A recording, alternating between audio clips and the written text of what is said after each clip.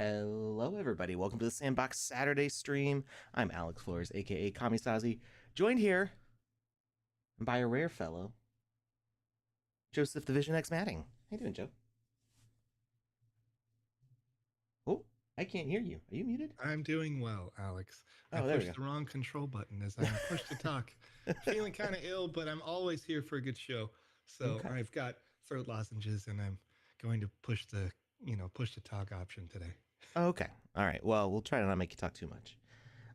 Let's start off with something totally unrelated. Panda wanted me to make sure that everybody knew that on Monday's stream, where'd it go? Where'd the message go? Where'd I put it? Here it is. The Monday VoxEdit stream, she'll be giving away discount codes for Light Tracer. So if you don't have Light Tracer already, Light Tracer is one of my favorite programs that I use for work. It's a really easy to learn, simple to use, and very beautiful rendering tool. Obviously, like a lot of the stuff that they show on their homepage here is showing off the cool like photorealistic renders, which you can do. Nothing wrong with that. But they've also made a lot of updates to the tool to make it totally compatible with animations exported from VoxEdit. So if you export a GLTF from your VoxEdit project, you can drop it right into Light Tracer, and it works really well for making those voxels pop. So that's what I use. I've been using for I don't know, like 3 or 4 years now.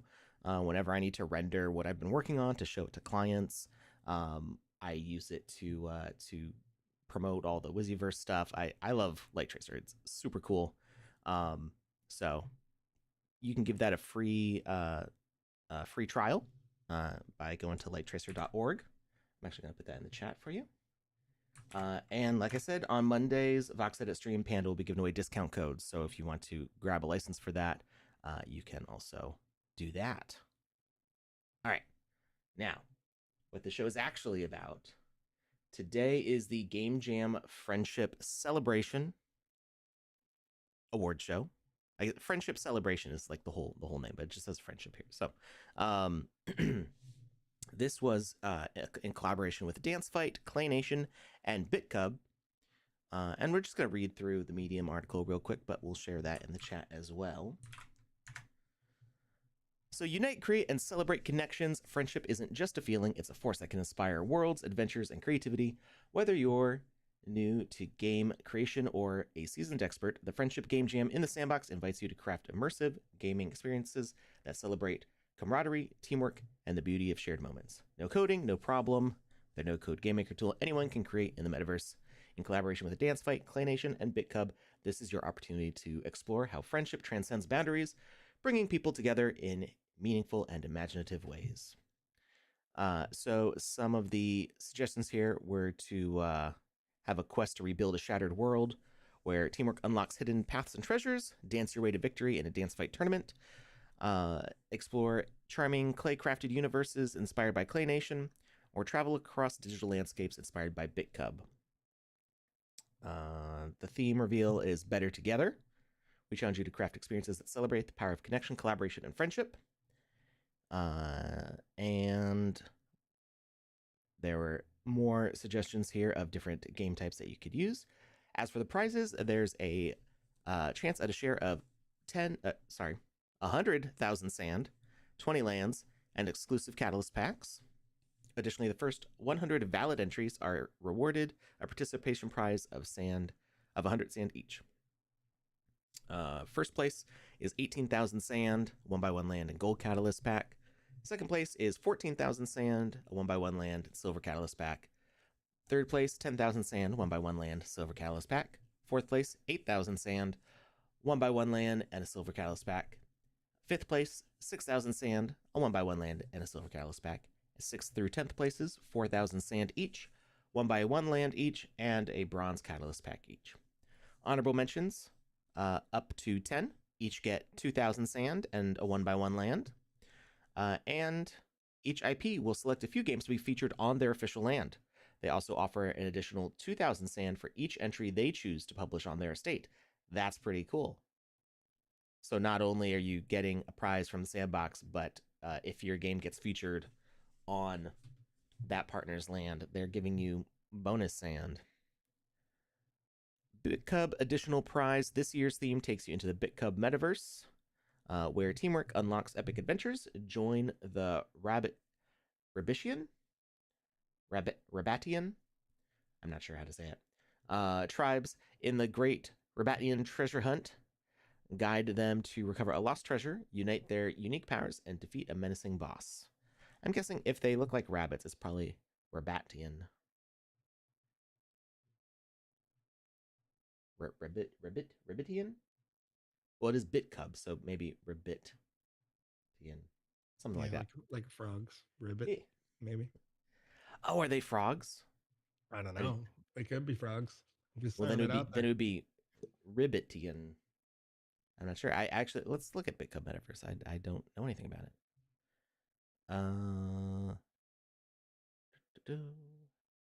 Yeah, they look like rabbits. Looks like rabbit Ian. They're pretty cute. I was just saying in the last stream because we were talking about the new Avatar mint that's coming up. That we should play some other non-sandbox games, but games that we've partnered with on the Sandbox channel. Something that we haven't really done too much of before. So like Star Atlas, like Ubisoft games, specifically Champions Tactics Avatar Collection that's coming up. I'll also share the link for that in the chat. That mint is coming up in 4 days. Almost exactly 4 days. 4 days, 18 minutes. Nice. And this one is the Avatar mint's a little more expensive because with each Avatar mint, you actually get three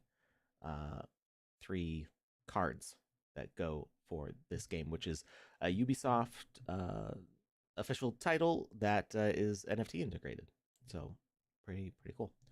All right, moving along here.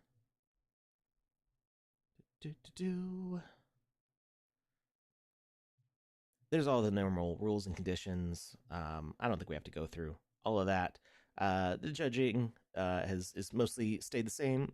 We judge based on overall creative idea, level design, game design, playability, and a bonus wow factor. And there's a bunch of more info on the article, which was already shared in the chat. But I think a lot of you have been here before. You know what's going on. Got an ad break starting, but this video is like 8 minutes long. I think we can snooze it and push it till a little bit later. Snooze it? Yeah. Okay. All right. So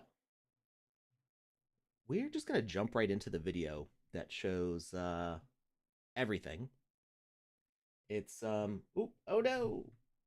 I fixed my camera, but I didn't fix Joseph's, so Joseph kind of like shrunk a little bit. I'm just a little shorty. It's fine. Just We're good. just shrinking you. I'm pretty sure we have us at the same height. I just moved you. Oh, now yeah, okay, all right. Yeah, no, it's all right. It's all right. We'll go back to it. It's just as I get things set up in the background here. How many entries were in this game jam? It was over 50.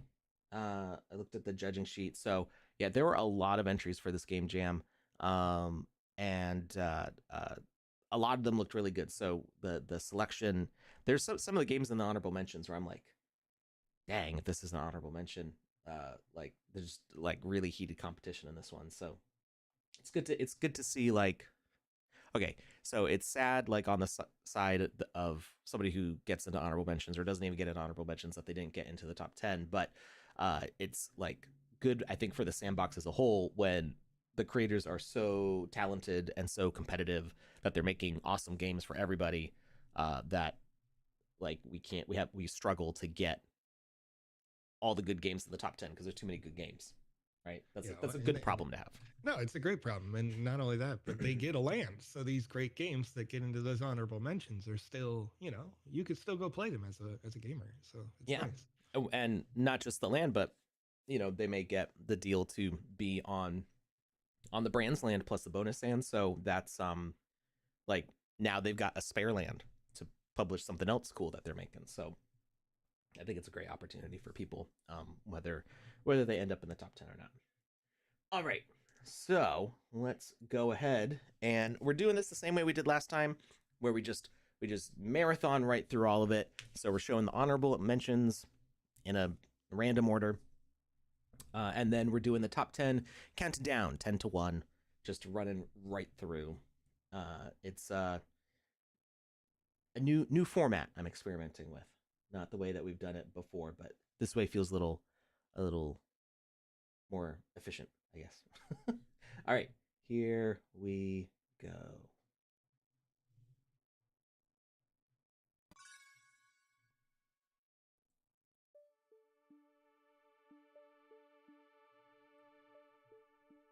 And our honorable mentions are Blazing Escape by Team Zangdoru.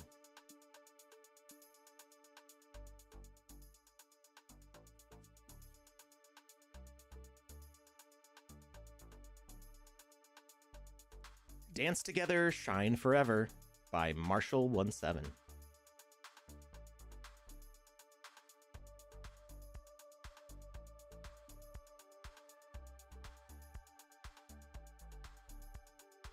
Animal Magic Fighting by Craftbomb.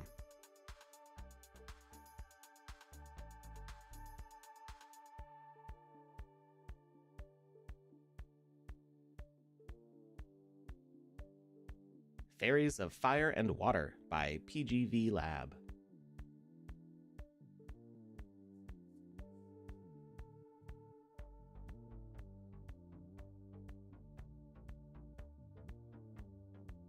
Wild Ducklings by Panday Meta Studio.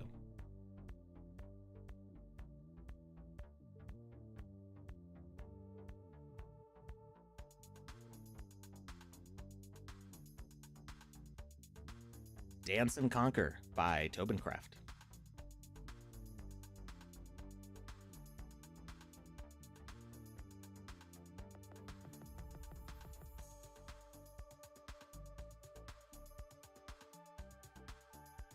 Byakko's Hunt by Ashura Studio.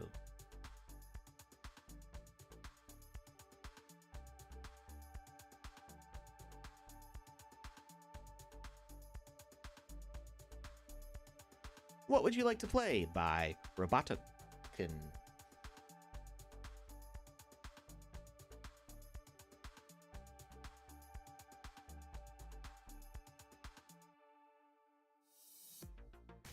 Two Friends and 2,000 Points by Alki Studio.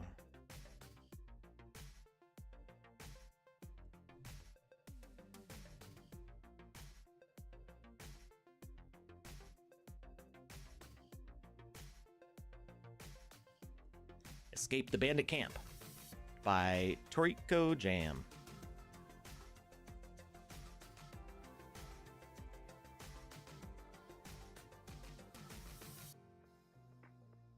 And now for our top 10 in the Friendship Game Jam.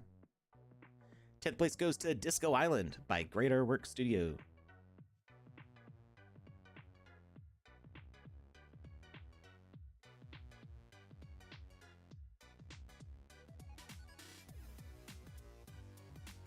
Number 9, Chill Together by Azim.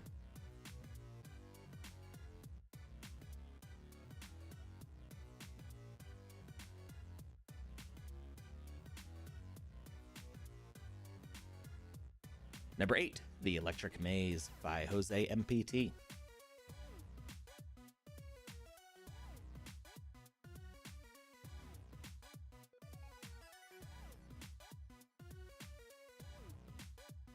Number 7, Bound by Friendship by Arcadia X.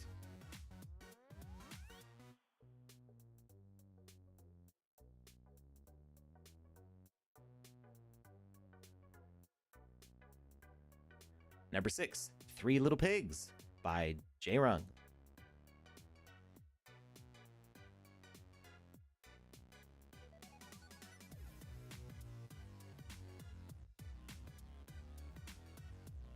Number 5, Connectopia by Sandbricks.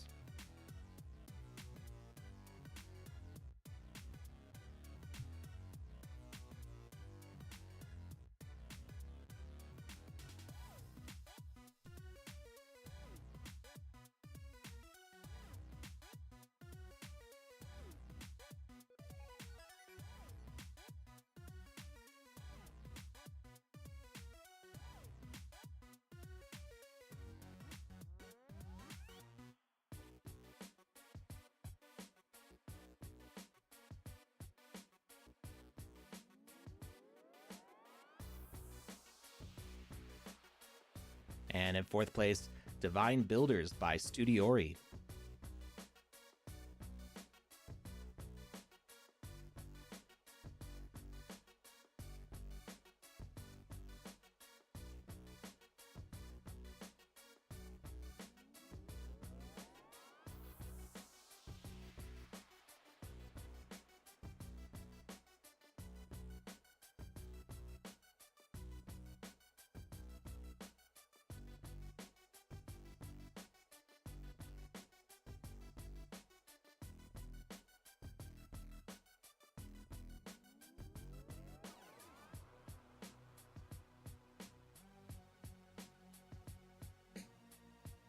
Number 3, Bond Voyage by Mass Pepper.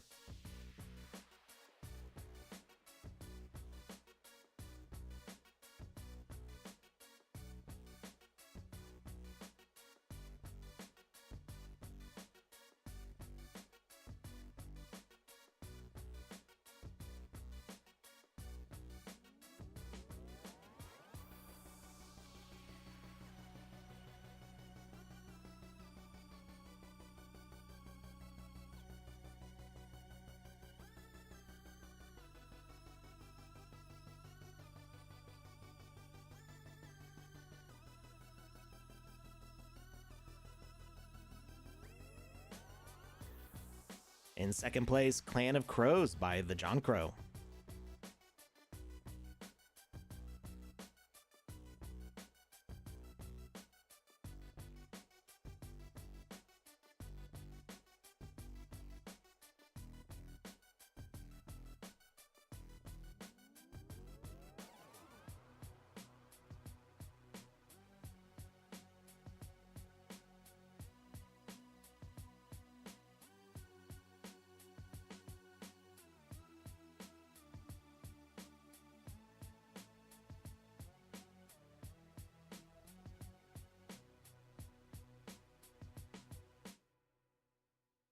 And in first place, Maze of Minds by Nancy Lil and Monancho.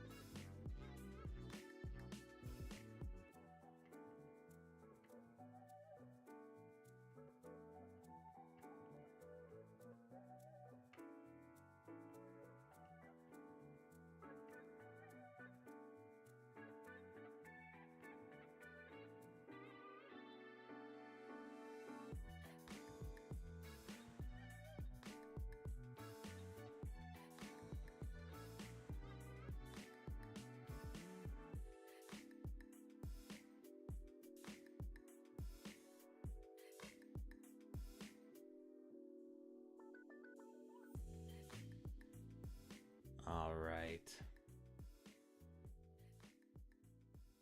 Lots of cool stuff in there. Lots and lots of game variety. Very cool to see how different a lot of those games are from each other. All right.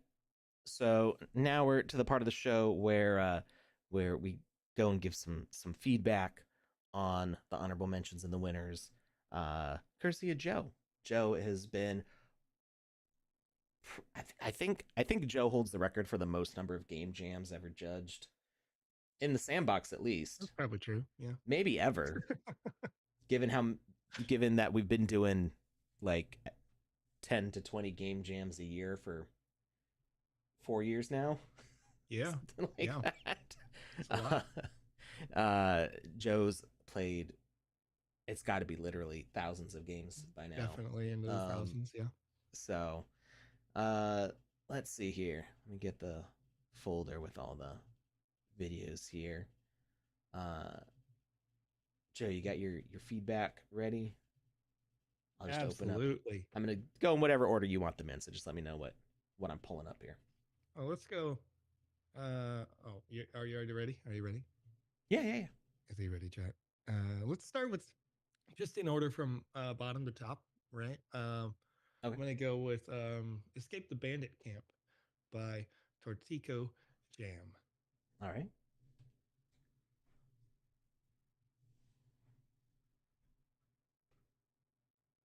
I've really been liking how many like kind of side scroller games we have and how much work people put into giving a sense of depth.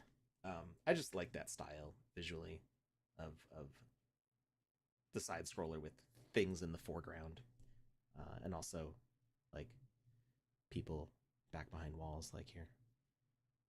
Yeah. One of our very first Game Jam winners ever was that exact format, right? Like we played on one side of the wall, Mm-hmm. their character was on the other. They ran. Yeah, you were like playing a mirror version of yourself when you get to the end of the story, which is really cool. But this is not that case. So what's really going on in this game?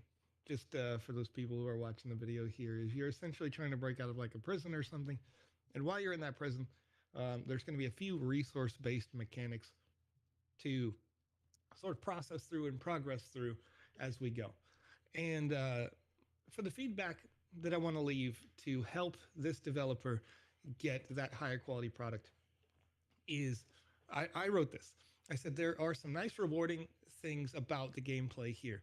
And when we talk about progression, when you talk about building, that you feel that in the gameplay.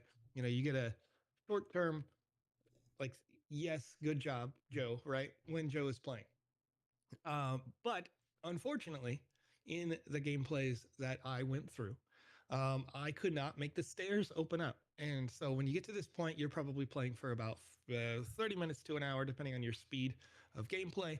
And you've gotten to a point where you've gone beyond your first resource that you need to acquire, and you've gotten into your third now resource you've got to acquire.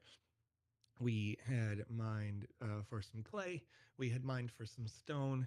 And when you're doing those things, you're going back to a sort of central location where you can craft your next tier of obstruction clearing material to get into the next room in this experience. Everything happens in sort of containers like this, right? So you get the progress from the sense that you get to move into your next container, and you get the progress from you unlocking the next tool. And then you go through some automation processes, which are really cool, where now you can unlock this guy who starts automatically mining clay, automatically mining the woods and the stones and whatnot, right? But when you get to the wood portion, there's logs that obstruct a stairway that would take you down. That blocked me. Um, so some of the suggestions that I would make, if we just take away the fact that we had this game blocker that prevented me from continuing to play, um, I would suggest to make some nice UI elements on the walls of your library to represent your current levels of items. So when you are playing through, you can see it on the UI here in the gameplay video right now. It says pickaxe level 1, shovel level 1, axe level or 0, right? And your you have what clay molds. That UI kind of becomes useless once you've built one of each thing, and then you look to try to make like tier 2 when you need them of each tool, tier 3, but you don't really need the clay mold at that point. um, you're just upgrading the tool. But point the point of UI elements on the walls, you do always have to go back to the same person in the same room near the beginning to make those tools upgrades or build your first one. So it would be nice to see that room sort of become like a trophy room for your player. If this is the room, the one with the library here on the screen, and maybe it's a little bit behind on the VOD here, but the library room that you just saw, if there was maybe a shield on the wall that said like showed an axe that was bronze quality and then silver quality and then gold quality or whatever it may be as you're upgrading the tiers, that would be nice because it would give me that sense of accomplishment as I'm playing through the game and make the long walk back to that location worth doing because I can see my progression as I'm going. And ironically, it would make the player want to stay in the prison longer instead of escaping it. But nonetheless, they get to feel good about being there at the time. Um, and that's pretty much the main thing that I think would have improved this game to make it into the top 10. I'd like to see maybe a little bit more like variance in the design from room to room, but some of your small objects sort of do that, and your background in the in the jail cells back there sort of does that as well. All right. We've got an ad break starting in about 2 minutes, so I think we have time to do the next one, and then we'll have to take a little break. All right, sounds good. What would you like to play is the next?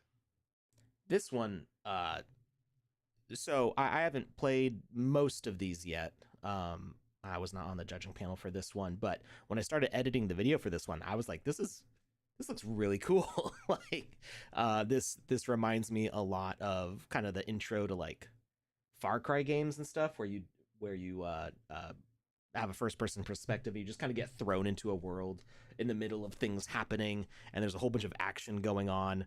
And this game is really cinematic in the way it presents itself, and just really cool like environment building. And then in a minute or so, it like does a whole 180 and it's something totally different. But I'll let Joe talk. All right. So for this, I'd actually like for you to go back just a little bit in the video to Sure. right after the period when the character that you talk to dives out of the way of the truck that they almost Yep. get hit in. Yeah, so he's running down this alley. Yeah, and so then he's running down the alley. do a barrel roll. Yep. He did the barrel roll. That's Yeah. cool. And here's where I started to write. I immediately got stuck. Oh no. So, because we're in the immersive VR world, we could have used a more iconic character to represent our friend also in VR. Spoiler alert for the rest of the video. You find out that you're actually playing a virtual reality game, which is why you're in the first person perspective, and you don't actually play this game for the rest of the game. But right there on the video just a second ago, where it shows the player climb up over the fence, I had that thing where I'm playing like I'm 5. And the guy did a barrel roll forward. Looks like maybe he got hit by a truck, you know what I mean? So I walk up to the truck. I can't take an action. I back up and I try to talk to the NPCs that are at the club. Maybe this guy got lost and I got to go in a door. I go all the way back to the beginning, thinking maybe there's an alley or an alternate route that I can go through. That's not there either. And so what really happened is I don't see them. So I write, we could have used some more iconic character to represent our friend who is also in VR, or something in the story where the other person is saying, quote, this is just the first level, we have to run ahead up here, right? Or something to suggest that I'm looking for their player character. So what you have happen is the player character that you're talking to, the NPC that ends up being a person, says, let's go. And you're like, okay, I'm going. Now where am I going, right? And that's where I've run into that. If it was overt that that's not just an NPC, but that's another person in this virtual reality space, then I would have looked for the character itself more. Right. Even We've got our ad break going right now. All right. Just I don't want somebody to be missing valuable feedback. So I mean, I'll keep talking for this, and we'll let Joe take a break for a second. Because I know if people are subscribed to us on Twitch, then they're not seeing the ad, and people on YouTube and Twitter aren't seeing the ad right now. So the ad break will be done in just a few seconds. But these do all record to YouTube. So if you are one of the builders and you don't have time to watch this whole stream, and you want to hear the feedback on your game, the Twitch VOD stays up for a few days, I think 2 weeks maybe.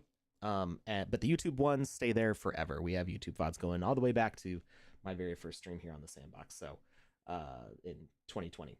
So those will be there for posterity, with no ad breaks in them.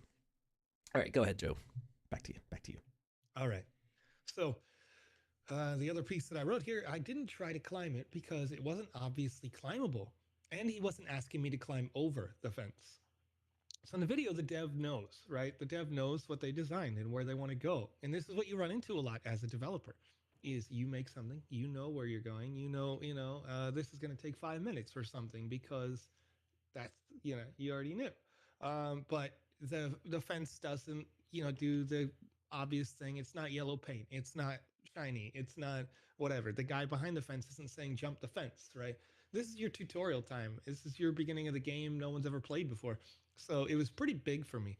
Now, in the D&D game portion, right? So after you finish this little cyberpunk section, the power goes out and you solve some things inside the house. Some people come over and you play Dungeons and Dragons instead of playing virtual reality. Um, so I wrote in the D&D game portion, the first person camera was pointed down a bit too much in the small cell block. So as is tradition in Dungeons and Dragons, you met everybody in jail or something, right? Um, so in that small cell block, camera was a little low, so I missed some of the theatrics of the conversation because the text blocks were happening up and outside of the frame. Um, Once we get in the adventure, we see some of the nice dynamic narrative to come out. It feels pretty great, even though it may not be as random as Dungeons and Dragons could be. It is nice. Uh, I'd like to see the narrator player character describe going through the reeds or wheat as we find a way back to the backsides of the village. And after we're out and back in the garage, build a narrative so that we know there's more games to be played. I suggested you could sell an NFT gated access to this type of experience and update the game once a week with more story, and people would come and play this over and over again with you as their dungeon master or visual novelist. So, well, the highlight here, the reason it gets that honorable mention is this is a bite of a fantastic narrative and a format that's fantastic when it comes to, how do we want to play this. And this, I can't think of other visual novel games off the top of my head because that's just not really in my wheelhouse. But when I played this, I very much enjoyed the story you were trying to tell, and I really wanted to see more of that story. So as I mentioned, if you just publish this right away and probably even cut out the VR part and just focused on the Dungeons and Dragons part, I think you could have a fan base just who want to come in and play this game, a la the Walking Dead games, Telltale games. Yeah, I thought this whole setup was really cool. It's it doesn't look like it's particularly long. The whole length of the gameplay video is only about 8 minutes, so I would love to see this sort of style play out episodically, kind of like those Telltale games. It would be neat to see this reused because definitely the builder has a good sense for environment settings. If they maybe need to kind of signpost directions a little bit better. So yeah, I definitely look forward to seeing more from Robotopkin, Robotopkin, maybe. I don't think I've seen their name before, so I think they may be a new competitor, maybe the first time in the top 20 games, but definitely look forward to seeing more from them and seeing more of this specifically because I thought this was a pretty novel approach, at least in the sandbox. Um, all right, let's move on to the next honorable mention. Is that two friends and 2,000 points? Yes, sir. All right.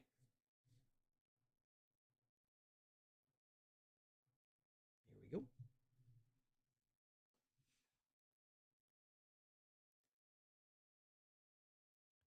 All right. So as we're going through, the gameplay video is really going to show a little bit more for context than I wrote down in my notes here. However, this is essentially a game where um, both players are very important in this. Two friends makes a difference. 2,000 points is the goal. Um, I wrote I like most of what the game had to give. It was a nice, clear user interface, incentivizing teamwork throughout, except right at the end, in the post game points results. I had fewer shots taken, so I was getting the points, and my teammate did not get any. So, context. You can see there is an expendable amount of points at the top of the screen. I think this ticks down based on time and when you shoot a cannonball, something like that. I remember there being a limited amount of shots. Oh, I was Yeah. muted. I think at the bottom it says blue shots, purple shots. Yeah, thank you. You're pointing it out just right, just right. So, what ends up happening here is I'm playing this with Panda Pops, and I'm hitting the targets like 90% of the time. She's hitting the targets about 80% of the time.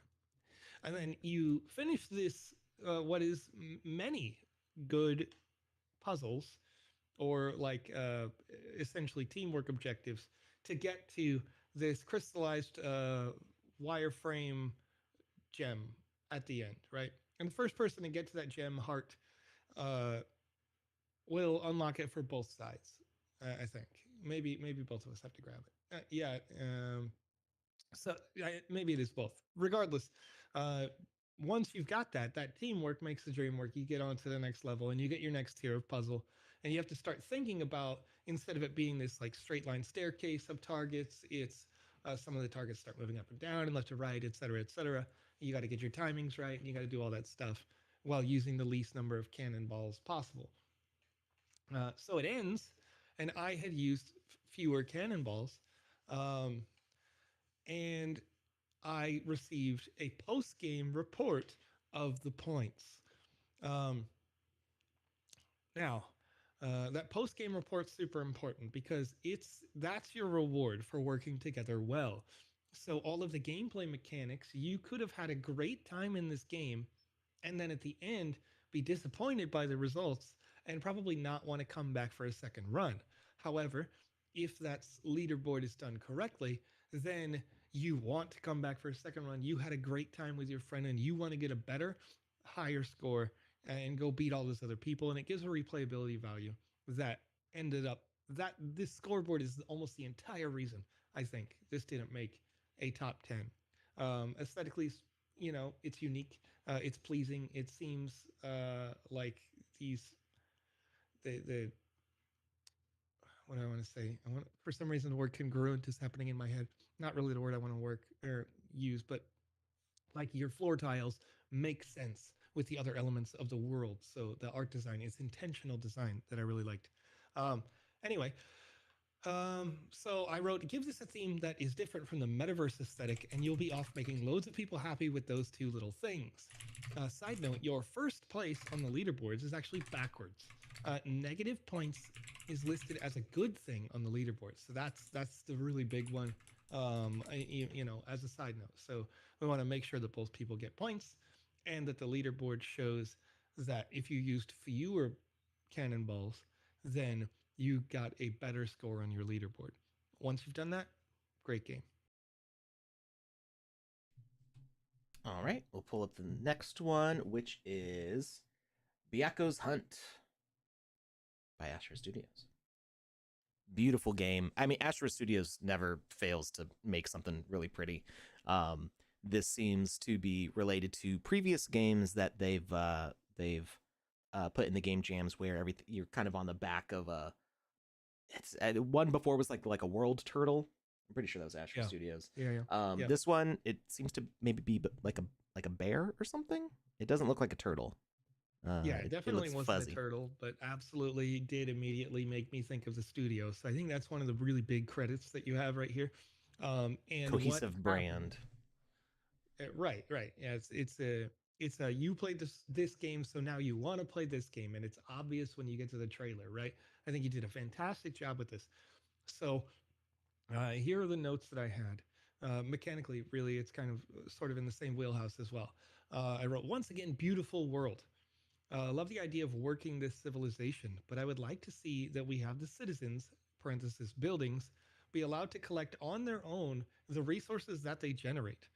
Uh, that and as I'm mining, there's not much reason why I have to manually collect. And because I don't have to click, the player is often asked to simply walk to an area and stand still with nothing to do. Keep your players active as the city manager with tasks that they need to run around and complete all of the time. And random event interruptions can be added to keep things interesting. So, what you're seeing here, and it's even indicative of the trailer, right, is that we want to start. We pick up a harvesting resource, whether it's a sickle for getting berries or it's this pickaxe for grabbing the ores, and we want to use those things to build the infrastructure of the town. And then building that infrastructure of the town, you can then feed the giant bear that the town lives on its back. Um, the the closest thing to a random event that you'll have is what you see here. This lightning strike means you got to go hide under the house, but it sort of does those things while the game is beautiful. It's a hurry up and wait sort of situation where the player moves to here and they can pull out their phone and do something else while their character is tink tink tink mining away because I've got to get 20 pieces of ore. And then once you do that mining, the ores drop on the ground. They don't drop directly into the player inventory as a result of a trigger. So and maybe that's fine for when you're manually mining, but the same thing happens with the farmer, and the same thing happens with the mining structures, where you have to go back to those locations to pick up the ores or the resources that they harvested. And the best case use design for them is that automated function. Um, so, what you could do, as I mentioned with random events, the lightning is a good idea. Maybe the lightning strike interrupts the farming, and that's the thing I need to go and do. Or the water supply gets low on something, and so now I got to move to there to fix the water supply because most of the stuff is automated. Allow for the functions that you have to do manually, so that you and a friend or a couple of friends can like minimize, maximize, your experience, something like that. But at its core, absolutely deserves the land because you want to see beautiful games like this get made, get published, and then get patched and fixed to increase the number of players who want to engage with it. Alrighty. Let's move on to Fairies of Fire and Water. This is another one of those side scrolling ones where you can't see it so much at the beginning, but later on it starts going into that lots of stuff in the foreground, which I find really fun visually. I just like it. Let me see if I can skip ahead a little bit in the video. Find Here it is. So it starts off side scrolling, and eventually you find you have to go down some paths. We've got stuff with like these trees collapsing. Should happen in a second here. There we go. Just these little cinematic moments I make a game so much more immersive and fun. Because we've played so many games where the game is fun, but maybe the environment doesn't change at all. It's just kind of a static place. But once you start having like trees falling over and buildings collapsing and things blowing up, it just becomes so much more interactive and exciting. Yeah, and it's an interesting thing because I wrote this down. But okay, I'll just read what I wrote. Teamwork is an essential in this one, which is nice. But it has a few small pieces that I could see improved here. First, on hard mode, right? So we play through easy mode. Okay. Then we go back and we play on hard mode, and we're seeing the same difficulty as easy mode. We expected to see more difficult jumps, puzzles, and interactions on that difficulty, and more incentive for wearing equipment as we played again. So, breaking that down in the other way, the easy mode does a good job of sort of teaching you the game. It keeps you paced. It is a slower paced experience, uh, but it keeps you paced fairly correctly. And then you get some things for having played through the game, whether it be on easy mode or hard mode the first time you play. You get some things for having played through, which is nice because then you could come back again and you could possibly feel more powerful. The offset to that is with the easy mode and the hard mode being the same difficulty and the layout of the game being the same between those two difficulties, it ends up not being necessary to play again. And so all of the things that you acquired that you were incentivized to go play again, you sort of go like, okay, well, why did I get those? Right. And you never want to leave your player with like, why did I do that? You always want to leave them with, I'm glad I did that. So, on the basis of the main game, we spent a bit of time waiting for the NPC to walk to objective areas. So, when you're playing through the game, you can see this little tiny person in the middle that sort of just continues to walk. Uh, That Especially Momo. again, if you've already played it once, um, essentially that character walks up to certain areas that sets triggers, and that starts the puzzle for you, the player. But if the player knows the puzzle or is good at the puzzle, then that NPC may be walking a little bit too slow. Kind of like, if you know what I'm talking about, when you play World of Warcraft and you can sort of jog a little bit faster than the NPC, but the NPC walks a little slow. You can't just walk because then you're a little slower than the NPC. Literally You know what any I mean? game with an escort mission. Yeah, every escort mission, it's doing that here. And so we want, you want to avoid the escort missions sort of by, instead of doing it this way, you can make it so that that NPC stays back. And when the player walks to a certain point, all of a sudden that NPC walks much faster to get up to the point where you are. Right. So it serves as, yes, a narrative tool that you want the little guy to be there. But you get to set the pace as the player. That's going to help that a lot. Um, Aside from that, I liked the puzzles. I liked what was going on. You did need the teamwork. You needed the fire. You needed the water. They were separate. Um, Sometimes, again, the difference between easy and hard not existing. The easy ones were a bit too easy. So let that easy be there, yes. And then when we get to hard mode, ramp it up for me. Make it hard. I want to play, and I want it to be a challenge, and I want to have achieved something when I reach the end of that. Right? I want to feel like it was hard and I had fun doing that difficulty. That's about it for Fairies of Fire and Water for me. Alrighty. Moving along to animal magic fighting. Um,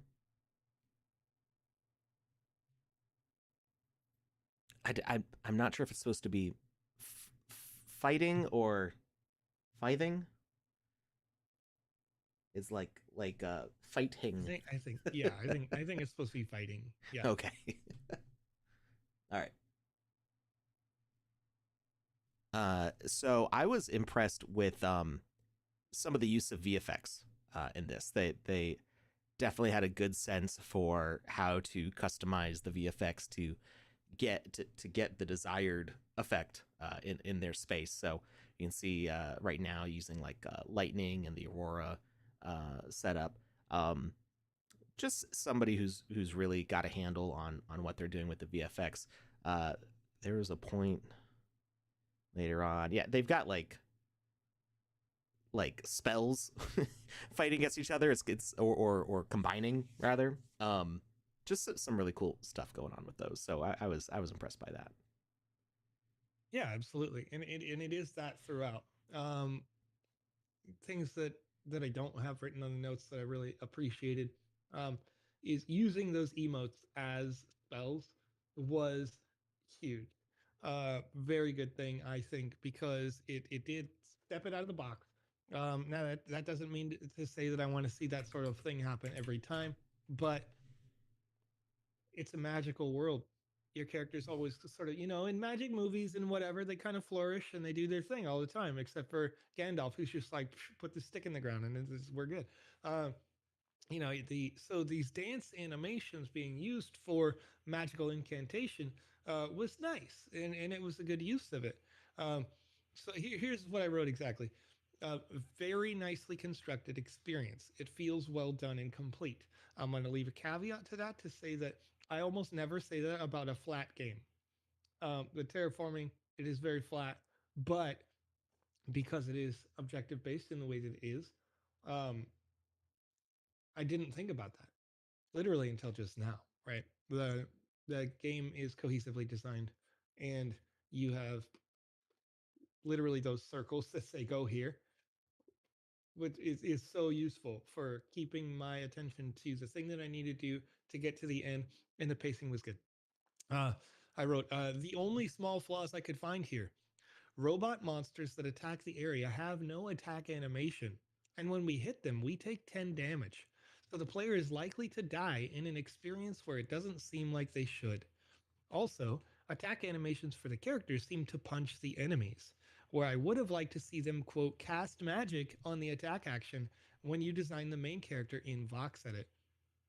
So, when you do fight those robots, your character does the same thing every other, player character does pretty much, and that's do like this basic punch, right? But if there was a flourish that suggested I'm taking out that robot with the magics, then that would make me feel good. because that's all this narrative is all about. So put me in that world 100% of the way. Don't make my mage punch people out.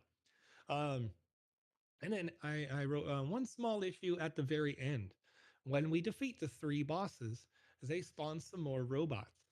But we're going into the victory screen, so we'll die as we get victory instead of celebrating like I might expect. So you probably wouldn't see this until the very end of the video. But yeah, as you're going, you're completing these objectives. You're making your like council of wizards get. There are more of you and more of you fighting back this evil mage that you saw spawn at the beginning. Now we've got 2 or 3 mages, and it looks like there's 3 in the video right now. Um, and after you get to 3, you defeat all 3 of them, and yeah, you get your victory screen and whatnot. But again, they fall down, they disappear, you lose the giant mages, and all of a sudden you got a pile of robots, and it's like, will they, won't they situation. So anyway, clean that up. And it's just a good narrative. And I just want to, I can see more of that world being built and more people enjoying that sort of world. Clean up your mess. Dagnabbit. All right. Moving on to Blazing Escape. Um, Another 2D side scrolling, or 2.5D, I should say, side scrolling game. Uh, some nice world building effects, and some interesting spaces in this one. Um, I don't got a lot to share on this one specifically. I guess it would be um maybe some more custom assets. So I I always try to encourage builders to utilize the basic assets um because I made some of them, but also because like we try to make them available to everybody, and that's something that can help your game load faster because people already have those assets downloaded, and it just saves you time as a builder. You can spend a lot more time testing, making sure your mechanics work correctly, building a deeper story, making a longer game when you're not spending as much time making assets. Of course, if you have a team with artists, that's gonna change that a little bit. So the only reason I bring this up is because we're carrying around a fire hydrant and squirting water out of it like it's a squirt gun or a fire extinguisher, which it's a game, so like it can be funny and quirky and weird.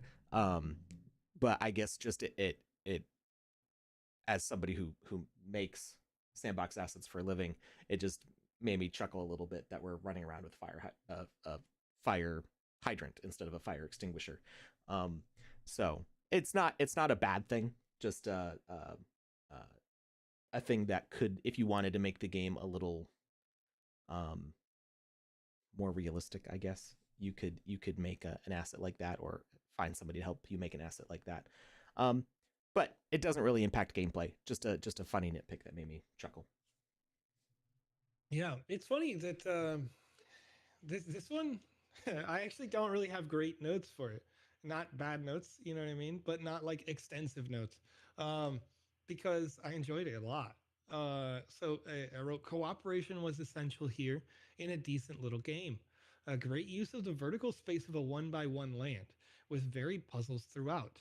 I was able to ignore many of the teamwork mechanics going up, but as it goes, this is still one of the top entries in the jam so far. That's my notes. That's me.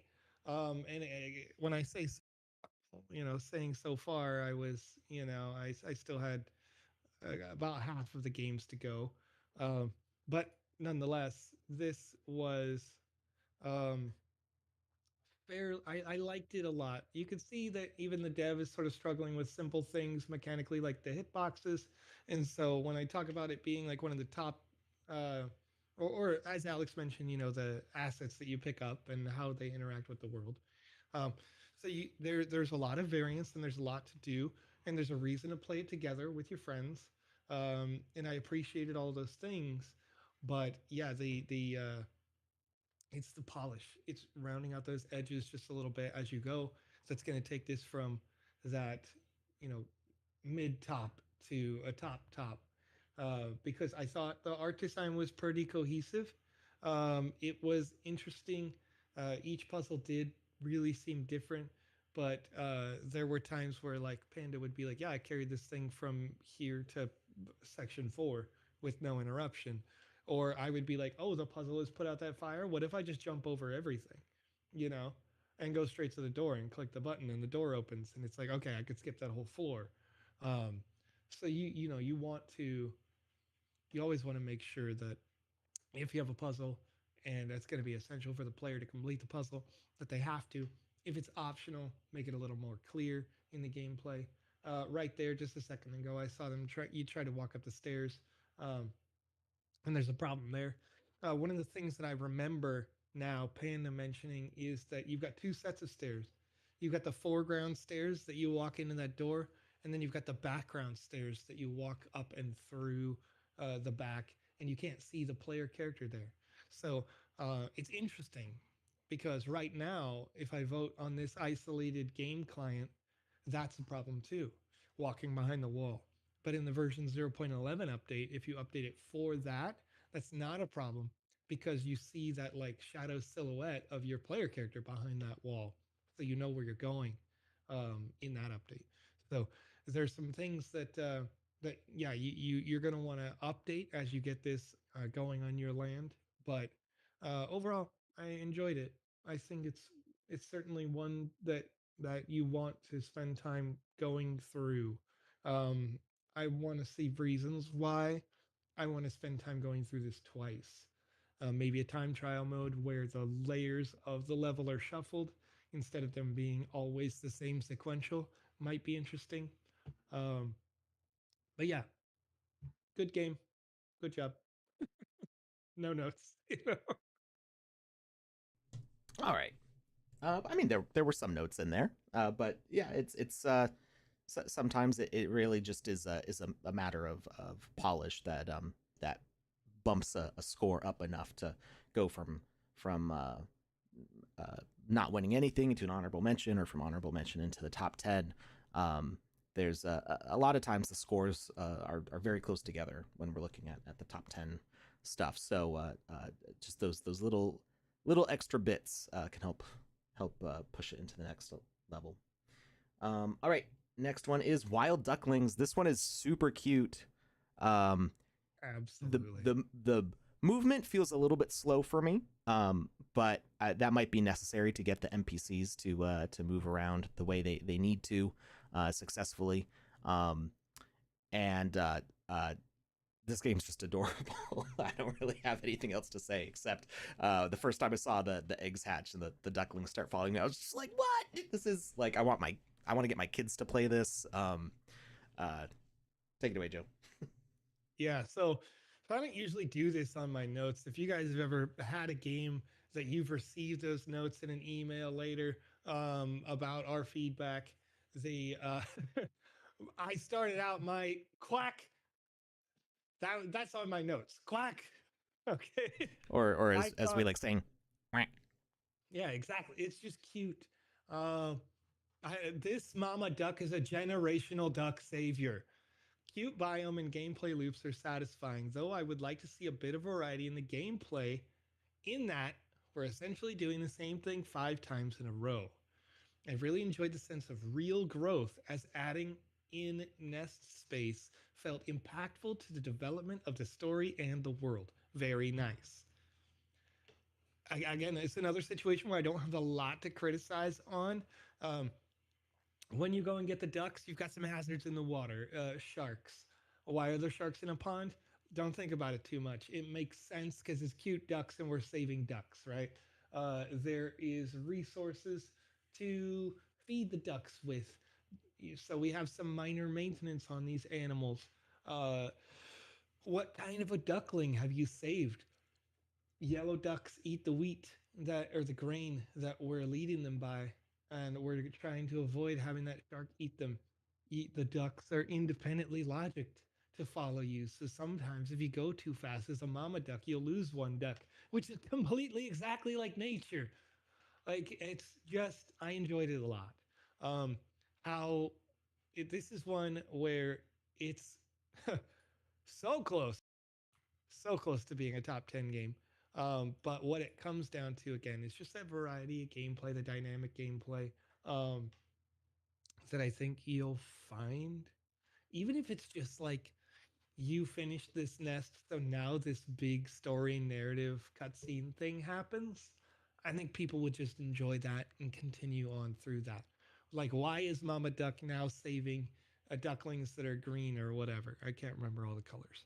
Um, but once you know that, then it builds more to this world that could just I could just see. Like, the world is just so darn cute. It's like Animal Crossing level cute that I want to see you do more on this. All right. Yeah, and this one's pretty lengthy too, as far as the game jam entries go. This video is about 21 minutes long. Um, so we see like a bunch of different color ducks. We got this wiggly worm. Just the assets are super cute. Besides uh, the white and yellow ducks, um, we've got some black ducks, some brown ducks, and we've got rainbow ducks. There's definitely rainbow ducks, yeah. And each one of them gets their own food resource, so that's why you have that wiggly worm, you Mm-hmm. know. And so, yeah, they've got all the dynamics in there, but again, it comes down to like, as you said, this is a 20-minute video. And so, in a game that is 20 minutes long, you usually want to see mechanics change in like a triangle format, right? Whether it's be mechanics or it's narrative, you want to have this function, that function, and a third function, and they happen in a loop, so that at least three different independent types of functions to keep it interesting and spicy as I continue to play through that game. All right. Next up, we've got two honorable mentions left. This one is Dance and Conquer by Tobin Craft. This one was another one where they did a nice, um, if I remember correctly, this was a nice use of VFX. Uh, yeah, just made their environment really immersive here. And uh, it's a very like symmetrical world, but it looks really cool. I just like the aesthetic of these bridges reaching across the lava. Yeah, I mean, this is really it's almost like a board game, right? Or I was like thinking either board game or in Mario Kart there's like the battle levels.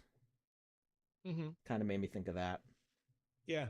So here's something that I ran into as we let the player sort of absorb that video a little bit. I wrote flag defense is fantastic. So we can choose to defend the flag as an individual. You have mechanics that can help you do that when you're playing against somebody else. Or you've got dragon cannon dynamics. So you can consume your score points on the left to create a defensive position for the flag that your team owns. You can't. This is a good thing. This is a good thing. Okay. You cannot accidentally buy things for the other team, which was really nice. I liked that polish. You paid attention mechanically. Um, but I wrote in here, I would like to see more alternative routes to the flags to allow for complex play for larger groups. Also, as a small note, players can dance for the wrong team by accident, which might be confusing. So if someone else has started the dance action on a flag, you can walk up, do that dance emote, and you'll finish blue unlocking this flag instead of allowing the red team to keep it. Um, so you won't clear their progress on a dance by counter dancing there. So what you end up running into is um, without being in a large group of players, you only have to capture two flags and then follow the other player with your shield up to make sure you don't die. So the the player won't be able to capture a flag if you're on it, and if you hold your shield, you have a you have an attack option. I'm trying to use my second hand. You have an attack option and you have a defend option. So while attacking, um, if the other player is using their shield, you can't hurt them. You can't force them to get off the flag. So what ends up happening is the first person to get two flags, if they could follow right behind the other person, then there's no chance for the player who was behind to ever catch up because you have no reason to build defenses if you're stacking more points faster than them anyway. So, allowing more alternative routes will allow players to, confuse the other person. Or you could potentially say, if a team is losing by 50 or more, suddenly there's a teleporter that spawned in their base. Catch up mechanics. You just want to keep the variety going so that at the end of the day, they get that Mario Party experience where they go, oh, geez, I barely lost or whatever, right? Make it interesting for the player. But it really good core stuff. Okay. And our last honorable mention is Dance Together, Shine Forever. Great title.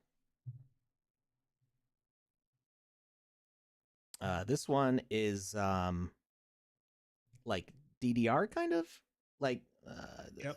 it's it had yeah, it's not exactly like DDR. It's uh, this may be too niche of a reference. I mean, it's a Nintendo game, so not that niche, but um, Super Mario World 2 Yoshi's Island for the Super Nintendo had a mini game where so you play as Yoshi's and you're trying to save baby Mario and baby Luigi, but there would be a mini game where an enemy would toss a it was either I think it was like a water balloon at you, and it was like hot potato. So you'd be tossing a water balloon back and forth, and it'd be slowly expanding, and you had to fill out control codes as quickly as possible. So you had to go like up, right shoulder, A, B, left, or whatever the combination was, and you had to do it as quickly as possible and accurately, and then you would throw it back, and whoever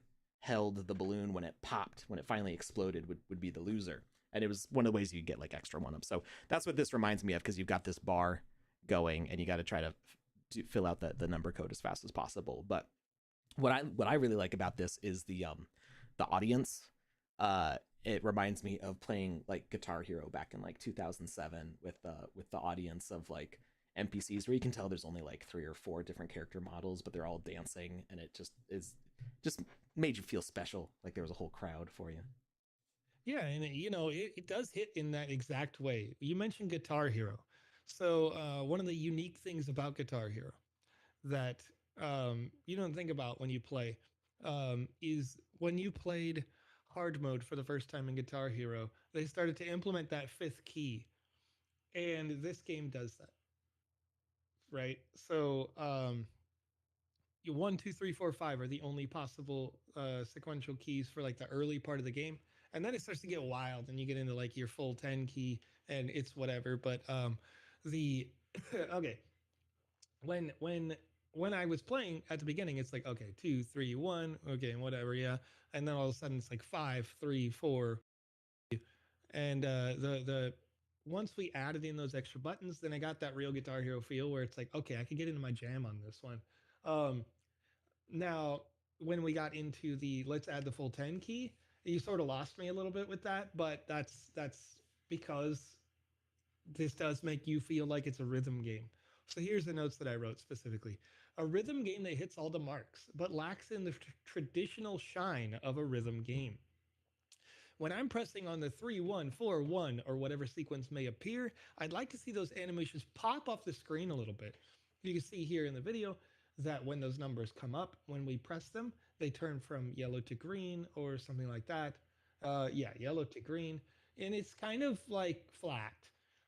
And every other aspect of the game as it's designed is reminding me of Just Dance. It's reminding me of Guitar Hero. There's a lot of stuff going on in the background that says like you're you're really doing something. And so what I want to see is when I succeed at that, I want to see the animation go like and that kind of a sound effect needs to hit as well every time I succeed. So it's do do do do do. Yes, I'm doing good because I get that feedback loop of like success, success, success. Every time I touch the keys. And failures, sure, when you play Guitar Hero, it does that. Like the guitar kind of goes wonky or whatever. Yeah. So a negative sound when I fail at a button can be useful as well. So I wrote, give me that electric feeling that I'm succeeding with every key touch and synchronize your beats intentionally for the player when they might need to press their keys. This matches with the dancing animations when best done. Still a highlight of this game jam so far, but I'd like to help make this into one of the most addicting games in the metaverse, because that really is what it could be. Those rhythm games are huge. That's why they're in your Fortnites now. People love a rhythm game. They love playing them on their iPads. They love playing them on their computer. They love playing them however they could get them. So just taking all of the core fundamentals of those games and focusing on them will take you very far. Yeah. Now, rhythm games are tough to make. Like to make a synchronizing, making the controls and the feedback all synchronize with the music and the animations. Um, I There are tools in the sandbox with specifically like the animated decoration behavior and timers and stuff where I think you could get it to work. It is going to be very challenging to get everything to line up. But I think the implementation of just the sound effects and the VFX, even if they're not in sync with the music, that will bump it up that one step. Whereas as getting everything to synchronize is going to bump it up like 10 steps. The you've already got the success with the icons flipping from yellow to green. You could easily add in a VFX of like a little firework or explosion or something that just gives it that little hit. With the same message that you use to flip the thing over. So that wouldn't be that hard to add. Same goes for the sound effect. Adding in a success sound or a failure sound, pretty easy to implement in there. And then yeah, the synchronization is I think doable, but would uh, be very impressive. I think Yeah, we and that saw that's like, when I leave that suggestion, that's more like you got your land right, and now yeah how do we take this game out to the public and get people playing? That's yeah what the thing, because the synchronization, you're right, it's going to take forever really to get done, but it's worth it in the end because then you get mm-hmm. people who are just absolutely obsessed with your game, and that's what you want as a dev.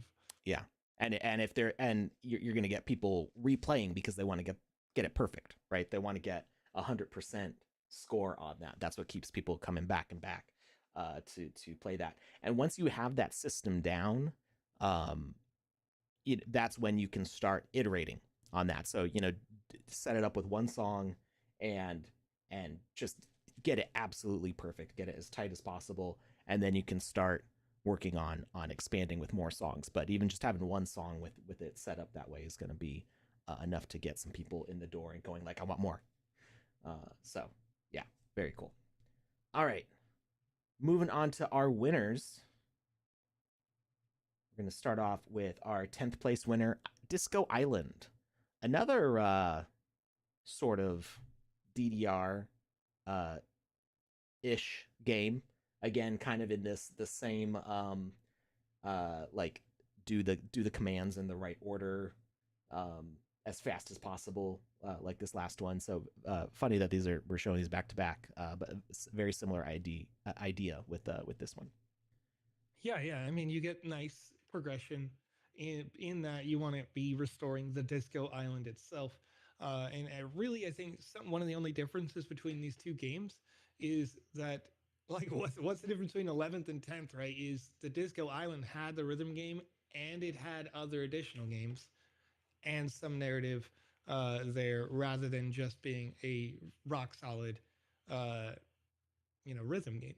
So I wrote in an excellent combination of rhythm games and light adventuring.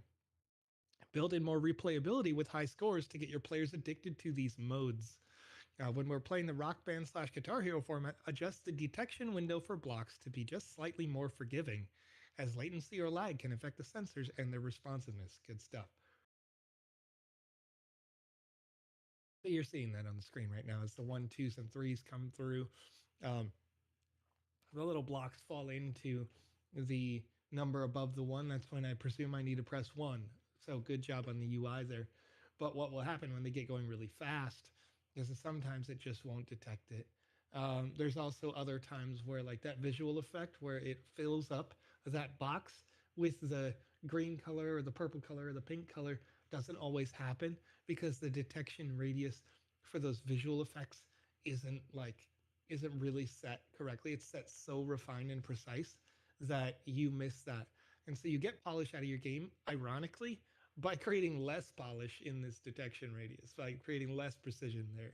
And allowing just allowing people to have fun and feel like they succeeded a little bit more. It's a little wiggle room that you Yeah, need to the tolerance. So when you do like machining of items, you talk about tolerance on manufacturing, and the same thing applies in the game engine for the sandboxes. If thing and not just the sandbox, but other game engines, if things are moving too quickly, um, they can be missed in between frames. So you might have something that is in a position in one frame and another position in the next frame, and you needed it to be in between those positions in the frame between them that didn't happen because of how quickly the thing is moving. And there's other aspects to this, like any little bits of lag in processing and stuff. So this is why rhythm games are hard to make, because typically people are making bespoke custom engines for that, where they can be super precise. So it's something like the sandbox. You do want it to have uh, a more relaxed tolerance. You want a little bit of space between things to allow some wiggle room. and one other thing that I would note here is that specifically when talking about just that like color pop that happens over the ones, twos, and threes, there's actually no reason to make that about what the block position is. It could literally just always light up when I press one, two, or three, because that's just that's just going to show again in the UI that I did succeed. And it's really handy for like when you talk about maybe a little kid is playing your game. And of course our TOS says like B18 plus, but you know what I'm saying. Like if a person doesn't want to have to think about which button they are pressing, some people still have to look down at the keyboard, right? Lots of people do.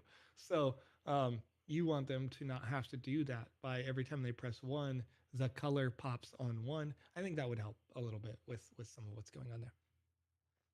And then you've got like a little chill, like almost Pac-Man-y style game going on here. Just a little nice light adventure.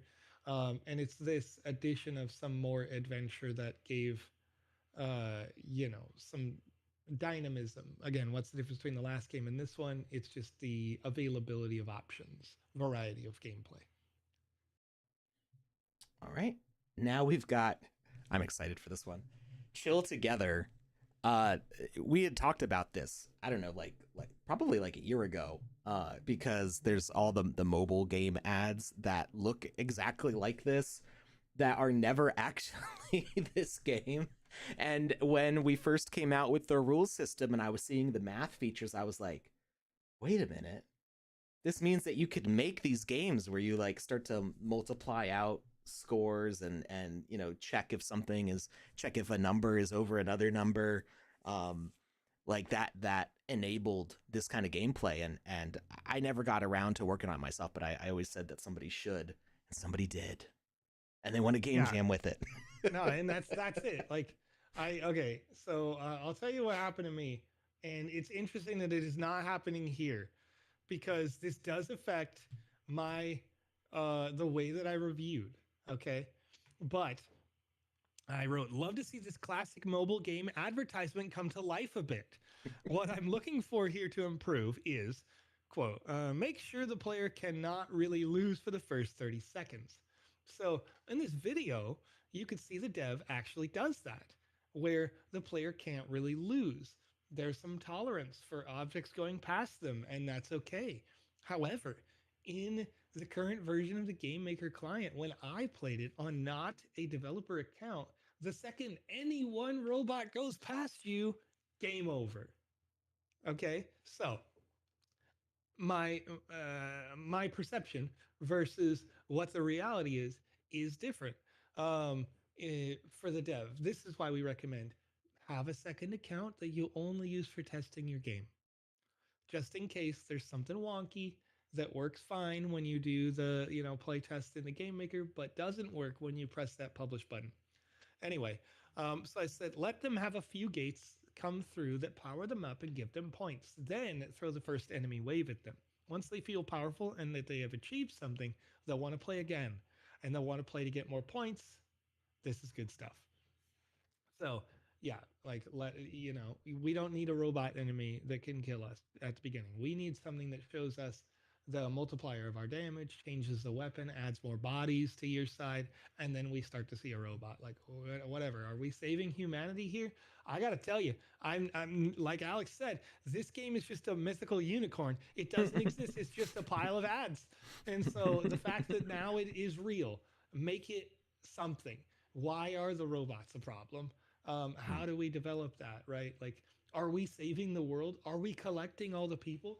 Are we walking through the city to bring humanity together to fight against our AI overlords? Give me some narrative, and you'd have a star. You'd have a star. Everybody who's ever clicked that ad, and there's lots of them. I'm sure I've done it probably 5 times on different games that look Is like this one game. real? Is this one Yeah, real? This yeah, one's got to be real. yeah. Where I'm like, please tell me you actually developed this because I will play it. I don't care. Number goes up. I want that game. Make number go up.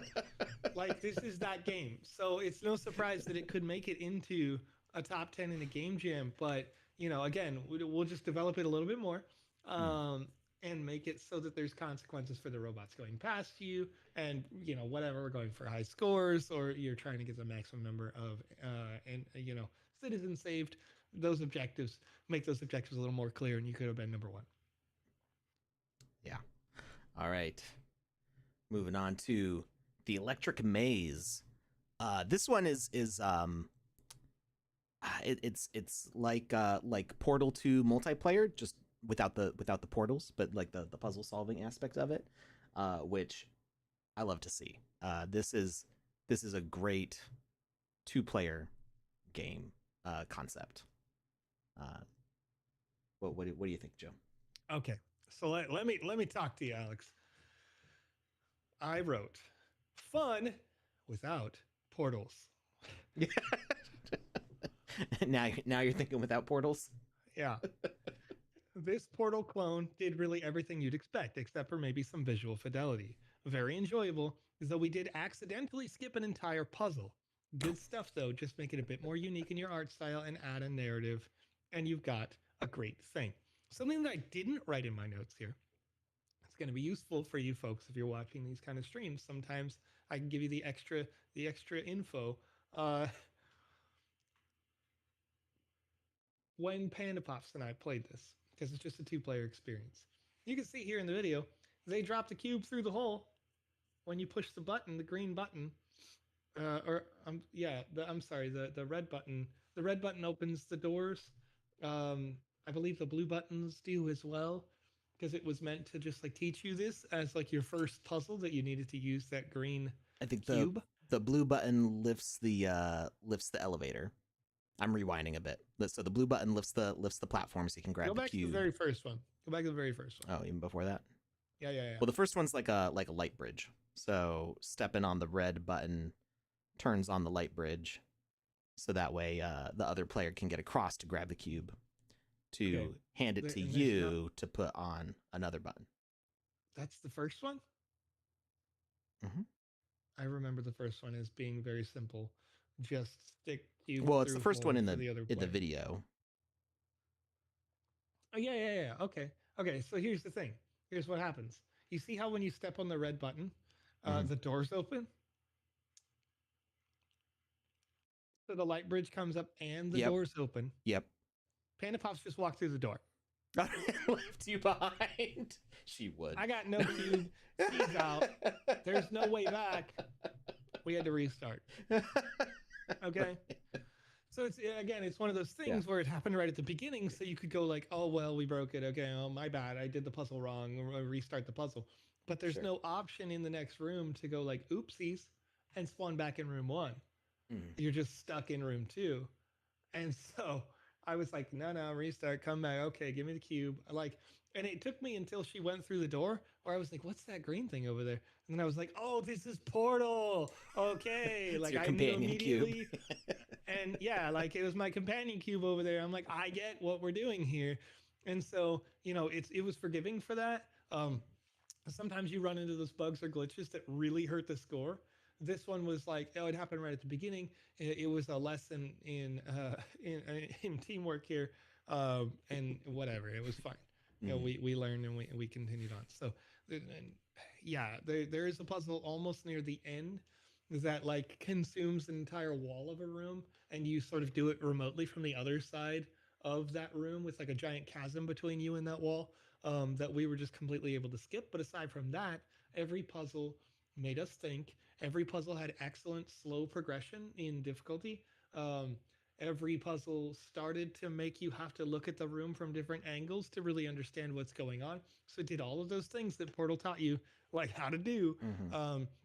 So yeah, like, and the only like on the bad side of that is that I'm still not talking about the Electric Maze, if that makes sense, right? Like I'm not saying Electric Maze is a great game. So if I'm publishing this into the lands, I'm gonna want you to design this visually to make it a little different than Portal. I'm going to want you to design it in a unique way that makes me think the Electric Maze and not think Portal, Mm-hmm. um, making it unique. Anyway, those are really small things, right? But the small things can take you from this position to the first place. So here we go. All right. We do have an ad break starting in just a minute here. So we're going to actually take like a real ad break. I'm going to bump over to our ad screen. Maybe we'll play a little bit of music, and we'll be back in just a couple minutes.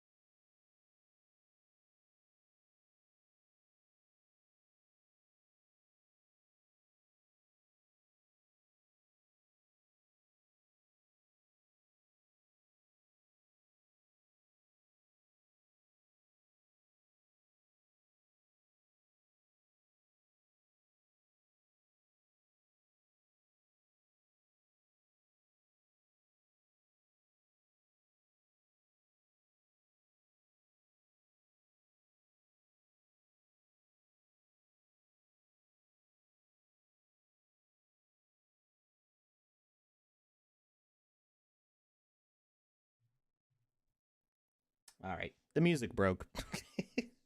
I can't figure out why sometimes that little music widget just decides to stop working. All right, so our next game here is Bound by Friendship. Uh, Now when I first saw the title of this game, I thought it was going to be is it called Bound Together? There's a game where like you're connected by chains, and I was like, "There's no way they figured that out in the sandbox." But no, it's not quite like that. They did make mechanics where you do have to stick together, but it's not quite the same as that game where you have to like jump at the same time or you both fall. Not we don't quite have a way to link players together like that yet. Although, what you could do is you could have whatever. Actually, this might be bad. I want to experiment with something in the game maker now. If you have the death message of a player kill the other players, but I think you'd end up in an infinite dying loop where like you die, so it makes the other person die, so it makes you die, so it makes them die, so it makes you die, so it makes them die. Just a timer. Just a timer. True. That. Yeah, one of you dying starts a timer that makes both of you die. Yeah, one of you died triggers second death. If two deaths exist, then timer starts, and those things don't spawn yet. Yeah. I think there would be a way around it. Yeah, but the initial thought of like, oh yeah, then went, oh no. All right, so so tell me about this game, Joe. What are your thoughts on this? I'm seeing different puzzles, different things going on. It looks like a variety of stuff happening. Possibly. Are we still on the Be Right Back screen? No. Restream is heavily delayed. Like if you're watching, so folks, for those of you who don't know, we stream to Twitch, YouTube, and Twitter at the same time using a tool called Restream, which works great except for the preview of your stream, which is oftentimes delayed by as much as like 5 or 10 minutes from what is live. So Joe thought we were still on the ad break screen when we've been back. Yeah. Okay. So I'm over on Twitch now just to see it in real time. You know what I'm saying? Yeah. Pretty close. Anyway. So I wrote, not too bad going through with my friend on this one. I would have liked to see a little more variety in the puzzle that was wood cutting and crafting. But aside from that, you've got a solid handle on making a long series of challenges for two people to complete. Extra kudos to you for making me specifically synchronize the dances when otherwise I might not have had to do that. So you can see there, the first puzzle was literally that. It was make a puzzle. The second puzzle is get to the end of this challenge with your friend, where they get a dome shield, and that shield protects us from falling rocks. And the player unlocks the door with the asset that they're holding in their hand. So you need to be able to go together, and you don't want to get hit by the spikes or the rocks, and you get the door. And so it's sort of a smaller, more like a bite-sized challenge that happens for each one of these different sections. How did Panda and I do this? We completely ignored the mechanics entirely, rushed through, and ended up Leroy like right here. Once you die, you just gotta go. And so it was like, yeah, all right, screw it, right? Like we're just gonna go. We're gonna speed run it. So that's what ended up happening in our playthrough. Just paid attention to those obstacles and ignored them, and the shield didn't matter anymore. As long as you could get this sort of axe to chop down the barrier walls, you could proceed. So, yeah, it's very much like that's a small thing that you could get gone further with this game if when player who carries the canopy dies, canopy respawns too. Or a player who's carrying the axe respawns as well. You know, we need to see that to get it to the next bit. That's a small thing though, because this game isn't just this part; it's many small games. There were some real highlights that you would see in the gameplay that are just interesting, fun little mini games that we're doing together. Yeah, I think it's fairly straightforward. You're gonna we're gonna continue to see these small mini games get played throughout. Little Indiana Jones like action going on here. use the torches to light the sides. The other player's going to come through, do the same thing. They've got to bring their torch to the end. Again, this is one where you sort of were able to brute force your way through it, just Leroy Jenkins all the way in. Let's see here. This is the part that I was talking about, um, where I would like to see a little more variety in the puzzle that was woodcutting and crafting. So what happens at the very beginning is we're going to be cutting down all these trees. Okay, we use the components usually with player two, but not necessarily with player two, to build a piece. Piece one, the UI tells us very clearly we need part one, part two, part three, part four. That's nice. The workbench says you're going to need more pieces of wood. So the player collecting wood can really just chop down a billion trees, collect a billion pieces of wood, and the other player is just building, building, building. That's good for teamwork. The part where, again, I don't see variety here is after we build this first assembly, the second assembly is built exactly the same way, and so on. I think there's three assemblies to build. And so again, it's a cool individual mechanic, but there's not a lot of reason to make it like three phases of building, because by phase three, it's sort of like, okay, I did this, right? Like I've already done, I met the challenge.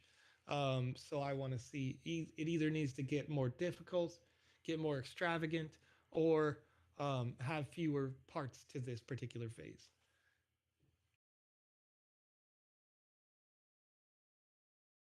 Okie doke. All right, I'm just trying to keep up with the chat here. So if you see somebody typing in Twitch or YouTube or Twitter, that's me. All right, moving on to Three Little Pigs. Uh, so what I found really cool about this one is that they are doing the like specific camera in specific location storytelling, which is always fun to see. But not only that, the camera for the storytelling part is totally like appears to be at a totally different angle from the rest of the game, which most people I don't see putting in the effort to do. Usually what we see is we'll see a gameplay like this top down that we have right here, and then they'll have characters floating like way up in the foreground of the camera. So that way you can see them as you're interacting with asker messages and things like that to move the story along. Or the camera will be a bit more realistic, I guess, that it'll be closer to the ground. It won't be at like a top-down view, and the storytelling bits will play out the way you might see like an NPC in Skyrim talk or something like that, where it's just in the same space that you would normally play in. Whereas this game, they've taken this top-down camera, and in the sandbox, there's no way to change this camera setup while the game is running. So what they've done is their little story beats are just all angled, and you can tell because the clouds are still at the same top down angle. These are blocks somewhere on a blue floor, but then they've rotated all the trees and the grass and the characters so that way they have these totally bespoke scenes, which is just cute and creative, and I found that really really enjoyable when watching this playthrough. Just good storytelling going on. Yeah, I got to tell you, Alex, that's attention to detail that got this dev at this rank, because I didn't think about that at all. It just worked. The game just worked and was fun. And that's what you have to do as a dev, is make a game that just works and is fun. That I'm not overthinking like, why is this broken? Especially as somebody who's been working with this game maker for years now. When I don't think about those mechanics, you've done it correctly. Good job. So here's the notes that I wrote. Solid game made after a classic tale. I appreciated the escalating difficulty that was clear and accessible. You had great UI design with the pigs to make it clear which pig moves to which area. I might change the green pig to yellow as a very small critique, so that you can help those who are colorblind to better understand which tiles they can work with between the red pig and the green pig. there is, it's a very niche, tiny little thing. Um, as a little bit more of a macro, um, the art when the house is finished, it actually doesn't really look like a finished house. I'd like to see that a little bit. Um, and by that specifically, you could see the wall on the right side has a gap in it. Put a door on it or fill the gap, you know? And that happens a lot when we're building in this one. Um, it's obviously that's a tiny little thing, but it's the story of the little pigs. They're trying to build a house to keep this big bad wolf out, and you can't keep the wolf out with giant holes in the side of your building. Uh, but also, that's a super tiny thing that doesn't really like impact the top. Um, but the boy, boy, these top 10 are just so close in like total point disparity. Yeah. Uh, like it's actually wild that the difference between Three Little Pigs and the number 4 game is a point Yeah. overall. So And yeah, you guys are just and this is sixth place. So yeah. I'm guessing like sixth and fifth tied Nope. Fifth points. and fourth. Fifth Fifth and and fourth fourth. tied. Yeah. Yeah. And it So came down to like honorable mention, extra credit points basically between those yeah. two. So it's crazy how close Yeah. these games are in their like quality. And I think you guys are doing a great job here. So when I hit you with these tiny little things, it really is that where these tiny little things can make the difference. Just publish this game. And get your Yeah. land to publish this game. Let people play it. Yeah. Um I like that you're playing as like the master hand. Yeah. Yeah. That uh, classic Nintendo sort of yeah, like it vibes. easily Yeah. could have been like just a square or something, but having Yeah. it be this little animated hand, or I guess Yeah. giant animated hand in the You're like, scale of come things. here, pig. I'm gonna grab you by your head and take you over here. Bah, that's where you go. It's nice. Feels Yeah. good. Um yeah, when it comes to like what Joe said, like it didn't even like think about that aspect. He was just like, oh, this is a good game. That doesn't turn off for me. Like as I'm playing other games, like I don't know, some AAA game or whatever, or any game on like the Switch or any game. I just uh do dabbling in game building for gosh, more than 20 years now. Um I can't turn it off. So that's why I'm always like, I wonder how they did that. Oh, maybe they did this. Like it just it's something that doesn't go away. It's the same thing with if you've ever met a graphic designer. It's if you've ever taken a graphic designer to a restaurant and they look at the menu and go, "Oh, I know what font that is." It's the same thing. Because I also have that with me and my wife. We're both like that. We went to school for graphic design, so um, it's a blessing and a curse because sometimes it means that I can't get fully immersed in a game. I still get immersed in games, but it's there's a part of me that always goes, "This is a game. Somebody made it work this way." And the blessing part is that it's fun to figure this stuff out, and it helps me learn, and hopefully it helps pass that knowledge on to other people who want to build. All right, going on to fifth place with Connectopia, kind of like a Sims game almost. Yep. That's the very first part of my note, actually. Uh, a bit of The Sims, a bit of an adventure game. With some of the most interesting and deep mechanics I've ever seen, the logics are impressive. On the downside, you've got a bit too much complexity in the options, and it's not super clear as to what each icon is until you've played for a while. I like the deeper RPG like mechanics of this, and it's one of my higher rated games as a result. If I So, can interrupt you real quickly, yeah. when you say that it's not clear what all the icons are at first, I will point out that is also a problem that games like The Sims have.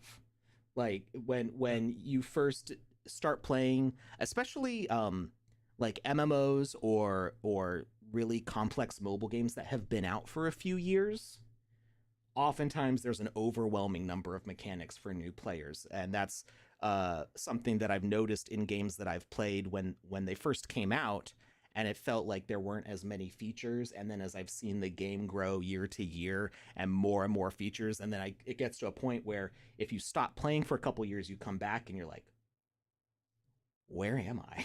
Like, Yeah. there's too And, many menus now. So that is a wider industry struggle, well, not just this one builder. here's the thing to fix that right away. Okay. Mm-hmm. So this is the first time we have to interact with these menus, 1, 2, 3, 4, whatever, right? Mm-hmm. So the dev should be intentionally designing one menu because we're teaching people how to do the talk function where it doesn't even have the heart, it doesn't even have the gift, it doesn't even have the handshake. It just shows talk Yeah. at the top, right? Onboarding. And you, yes, onboarding in a very basic way.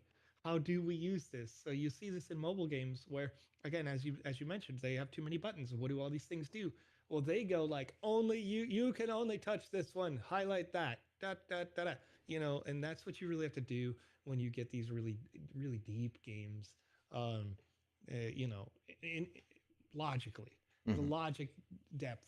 You have to just handhold people through the first quest, the first two quests, and then get them and go. Okay, now you're free, little bird. Go fly in my world. You know,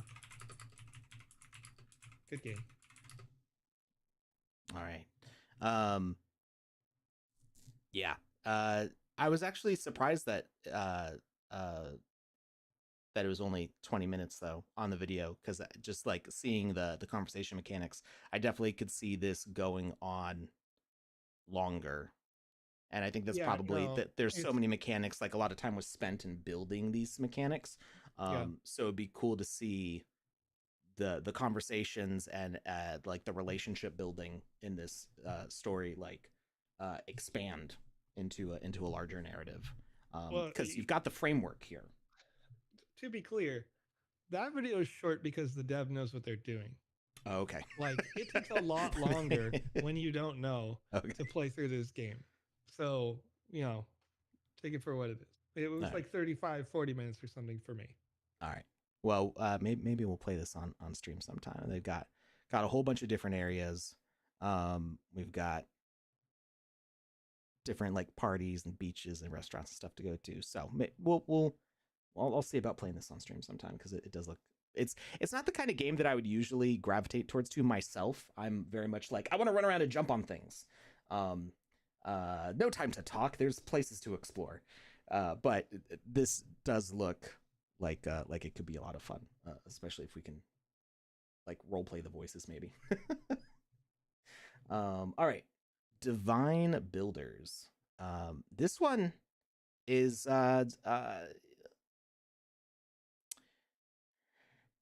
if if I understand it correctly, it's like it's a versus world builder sort of. It seems a little bit not like Civilization, a little bit like uh gosh, there's a game that I'm trying to remember the name of, I'm and gonna I'm cut you off. struggling. Yeah, I'm sure Joe knows It's what it is. He's a nerd. it's yeah. Simulation games are my jam, but it is not that. It is not versus. It is Oh, only okay. cooperative. Okay. Um, so this is more like a god game, which is ironic because there are gods that destroy your town instead of helping you fix it. Um, if you're familiar with the genre, I, I think it was Peter Molyneux that standardized the format of a god game. But Is it you're kind of is it Goddess? Is that the game? well, Goddess is one of those games. It was that was Yeah. the last one that he made. But Yeah, that's the specifically that was the name of the game that I couldn't remember. nice. Okay, so my bad. As soon as you Yes, said it Peter is Molyneux, that. I was like, oh yeah, that guy. Yeah. Regardless, here are the notes. It's a nice little strategy game, but possibly not as satisfying as it could be. We're not seeing much in the way of pop-ups. Which, to be clear, when I say pop-ups, I want to see like you design something in VoxEdit that pops up, not a text box that Like in happens the in the last engine. game. Yes. Um, though we do see growth in the city, there's a nice sense of animation and design from the team. Gods feel large and impactful, though it's not always clear what their health is, as their HP bar is above their heads, and that's too high to see. Um, Buildings may burn down, but it's not clear as to why. An option to build a quarry or a logging operation might make it feel more cohesive as strategy games go. I'd love to see how this progresses. So you could see here in the trailer, right? If we want to build a civilized society, we got to take down every bit of nature, okay? Apparently. And so there's no sense that this town, island, or whatever would be sustainable beyond the first run.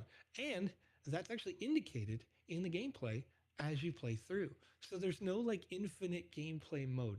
There's no, and this is the difference between this going from what it is to being number one, is if there's a sustainability in your city where every time the gods destroy a part of your city, you can then repair and rebuild that city, then this game top tier. Because it is a simple city manager. When you're playing this with multiple people, as is shown in the video, you can develop the city quite a bit faster. You'll also be able to take on the gods a bit faster. But something that happens, again, as I mentioned, it's not clear about the god's health because you can see the scale of it right there. It's out there on this podium destroying the city, and the dev actually has no idea what's going on. Uh, they but they need to go up those red staircases and beat up the god that's destroying the city and catching it on fire. These brand new little towns that they just built. If they don't do it in time, then those little houses are going to be destroyed forever. And so again, you lose that infinite replayability, that city management sort of system that you want. That sense of progression will be there, but the sense of permanent destruction will also be there. So it's not like pure fun for the player that I'd like to see. Good game. It's tough. It's tough at this level too. You know, like they're all so Mm. good. I'm having Hmm. fun, and that's what obviously that's what you want. So good job, devs. All right. And now for our top three here, we've got Bond Voyage, which uh super cinematic looking game here. Um, a bit on the short side, but uh, it looks really fun, and I really hope that there's more levels added onto this because uh, just seeing like what was in this video, like I just wanted to keep I wanted it to keep going. I wanted there to be more. Yeah. Okay. So, looking at the video, the first thing that happened to me was I spawned as this little guy, and I was like, "Dang, this is the fast mode of walking." Because I start walking, you know, you're doing a little guy shuffle over here. It makes sense. It makes sense why the walking speed is there. The walking speed is that slow because of the boat. So the traversal from the camp to the boat should just be shorter. Okay, it's not a big deal. It's just a tiny little thing. Just thinking out loud here. Actual notes. While some balance changes are needed, if the game stays this short, I really enjoyed myself. As it goes, the player can win in a two-player environment by essentially having just one person lie down. When you use lying down in this game, you repair the ship, right? If your ship's going to take some damage from these monsters, from these alligators that are coming, the kraken that you'll later see in the video, if you lay down, you fix the ship. If you're standing up, you can fire the cannons or you can attack directly the enemies if they touch the ship. Okay, so I said one person can lay down and repair the ship the entire match. The other person will be able to have like a free pass to win. Otherwise, now, to be clear, that's totally fine if you add more levels that get harder. You want level one to be easy. You want people to be able to enjoy the narrative, understand the world, understand the mechanics in a very simple way. Um, so that's why it can get so high while having what may seem like a harsh critique. Um, so I wrote, otherwise, you've got good characters, good mechanics, and a light story that could be added to. Make another level or two on this, and you've got a clean and fun game that everyone can enjoy. Make sure to ramp up the difficulty as you go. So, pretty straightforward notes. Um, how does the game feel? The cannons must be refilled. You can see a clear UI above each cannon for how many shots you have left based on, you know, the ammo that you loaded in. And the cannons, maybe they're a little bit slow to respond, but that's because they're logic based, like detecting where the player is.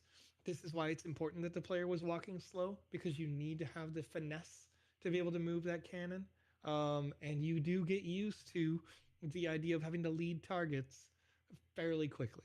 So, not a big deal. And again, why it's a good thing that there's a bunch of forgiveness on the health of the ship of Unity. and the ability for you to just lay down to repair it. All of these things are going to be good things, and you can build difficulty ramp very easily. So great job. I'm gonna skip ahead a little bit in the video because we're done with the notes, but I want to make sure everybody sees the awesome boss fight at the end of this. Um, there's a little bit of foreshadowing, which is pretty cool. We get little ripples in the water before some tentacles pop up. So it gives it gives basically phases for the boss, sort of. Well, I guess maybe not phases, but do these destroy the cannons on this side? They do destroy the cannons. So mechanically, that focuses the player that they're only going to be dealing with the boss on this side. So I thought that was pretty cool. And then this is just pretty epic looking, and it only gets better once the boss starts firing his flame throwing eyeball. Just so well done. The combination of the light effect, the fire effect, also challenging the player by blocking the cannons at specific moments with the tentacles. Just this is a good boss fight. Like I think that's Yeah, um very. it's not an easy thing to do, to make a boss fight that is fun and challenging and memorable, and this looks like it's all of those things. And so well done. This is a good looking boss fight. Like Yeah, well, this. I want to touch on that point of it being a good boss fight a little bit further. Mhm. In that you see the ship of Unity text there that shows our health on our ship. Well, for as long as that Kraken's head is there, every time that fire goes off, the normal instinct of the gamer says, hit the deck, literally lay down. And so you lay down, and the mechanics of the boss fight are not only just telling you, watch out, you're going to be harmed, but when you're lying down, you're fixing the ship as well. So it's like you're doing two things. You're still doing something while also fighting for your life, while running scared from the fire. You're still fixing something. So you're doing mechanics while also keeping like a sort of like a subtle unspoken narrative happening in the game. It's just nice. It's a really good boss fight. All right. Uh, while we take a look at our second place winner, Clan of Crows, um, Joe, you want to get the game maker fired up, so that way we can play our first place winner. Absolutely. And I'll give you your notes, John. All right. Here in the chat, I believe. So yeah, get ready for this. I've got that Crows game. That was crazy. It was crazy, like it was surprising, um, in a good way. And just some light stuff, I think, is going to take that to the next level. Very different vibes than some of these other games that we've seen so far, getting into the top 10. So it's fun. I will point out I played this with Lucas on stream a few weeks ago, and I did have some feedback back then. I know I don't remember if John was watching at that moment or watched it later. He thanked me for the feedback, um, and I think uh, I don't need to like repeat all my notes, but just for people watching now, um, uh, most of my issue with this game, I mean, I had a fun time. I really enjoyed playing this game. The thing that I struggled with is that I could do things a little bit too early. So there were some mechanics that kind of got hinted at or mentioned, and so I tried to do them, and they didn't work because I wasn't in the right phase of the game yet, and I didn't understand that. So I tried doing things like I was trying to bring food to feed the young, but there was no egg in the nest, and I didn't know how to get an egg. And then just by playing the game and going through the quests that were available, eventually I got to the point of the game where there was an egg in the nest and I could feed the young. But I spent a lot of time trying to feed the young before they were there, just because I knew that was going to be a thing that I could do, and it wasn't there yet. So Yeah. kind of limiting the information or making it a little more clear what things are available or not available yet, will help make the gameplay a little bit smoother. So I'm not kind of flying in circles, going like, how do I do this thing that I'm not supposed to do yet? And that, I think that was my main criticism. Other than that, I mean, the mechanically this works great. The flying is fun. I just enjoyed like threading the needle through some of the tree branches and stuff. I love flying games, and this one just felt good. Well, all right, Alex, I'm loaded up. And if you want to get loaded up while I go through my notes here, Sure. I'm going to do that for you. All right. So, this is a fun, interesting, and surprisingly deep adventure centered around crows. I love some of the diverse elements in gameplay, using races and dances with your murder. A murder of crows is a gathering of crows. Uh, as terraforming goes, I might have made this slightly less dense, where sightlines can be a little more obvious, and used more art rather than markers to define where destinations are. Also, while death is a part of the game, the player should be able to easily restore life back in a nest, unless it's specifically noted in the narrative very well, as that you're looking at this as a collective of crows, a murder of crows, and not as an individual, quote, hero crow. While the cycle of life was touched on near the very end of this game, that would have made that idea logical, this collective of crows. Depending on your long term objectives with the game as a potential series, this could come much earlier and offer more replayability for the player. So, um, we're doing great things with the crows. We maybe the crows can be harmed. Don't take this the wrong way as I say this, because it's a very different vibe from the narrative that you wanted to give. But maybe it's okay that the crows are like hell divers. You know what I mean?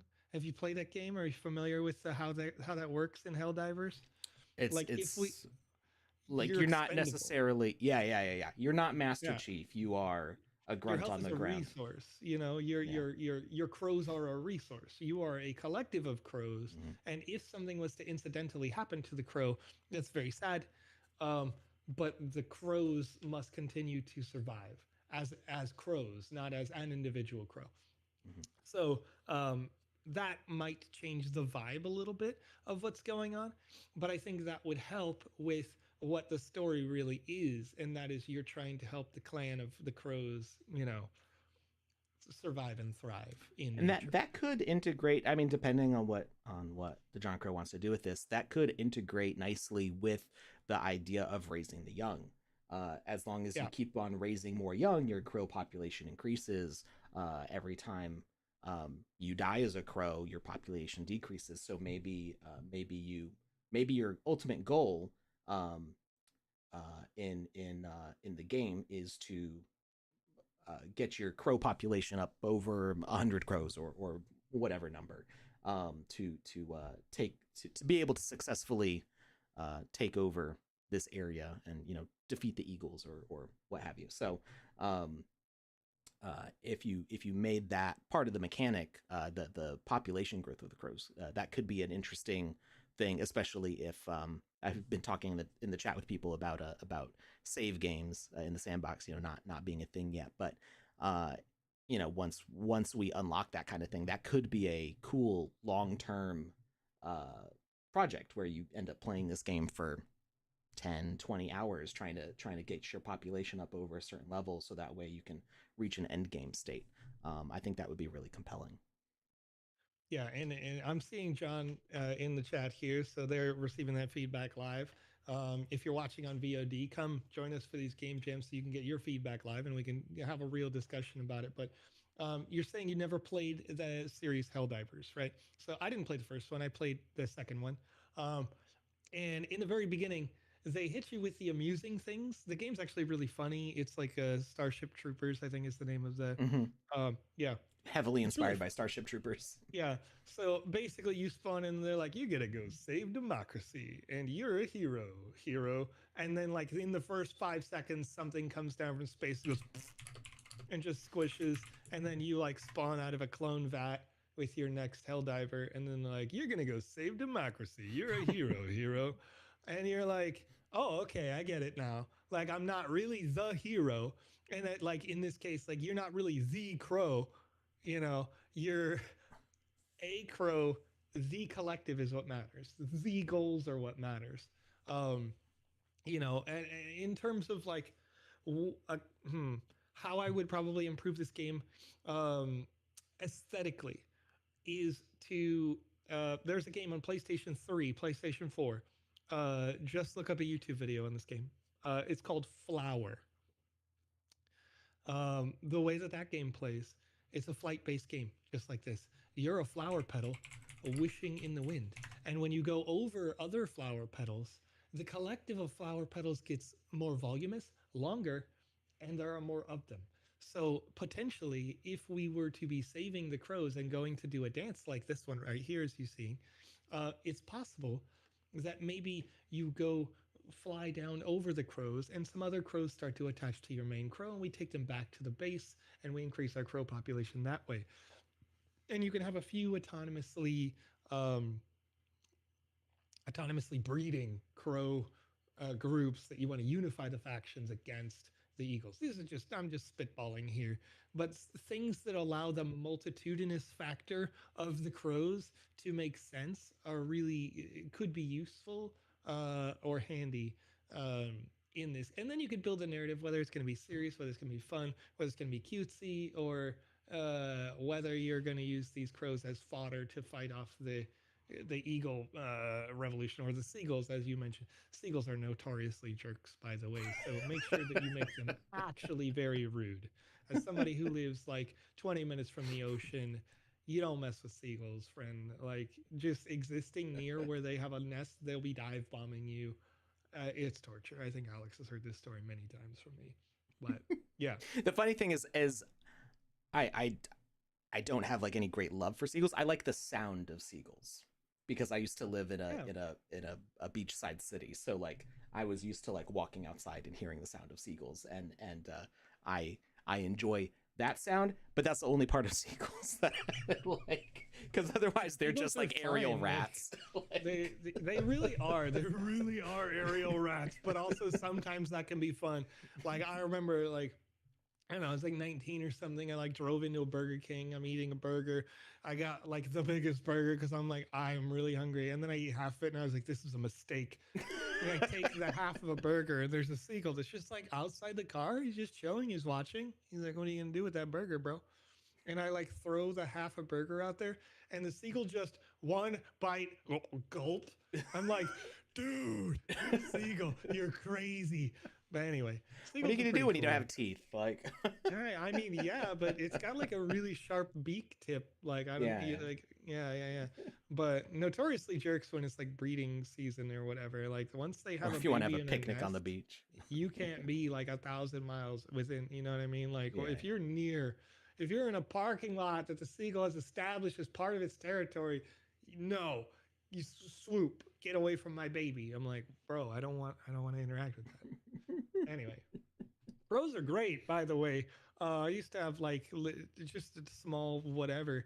I used to have a small like small literal murder of crows when I ran a shopping center, which is why I mentioned a parking lot with a crow or the seagull, because that was on top of my mall too. Mm. Um, anyway, the crows like would meet me at a 7-Eleven where like I would go for lunch at a nearby convenience store or whatever. They would meet me at the 7-Eleven because they know I bought something. And then they would follow me to my parking lot and then come down like at my feet and be like, bro, can I get a bite? Like, at first it was You got something to one. share? Yeah, it was one at first, and then it was three.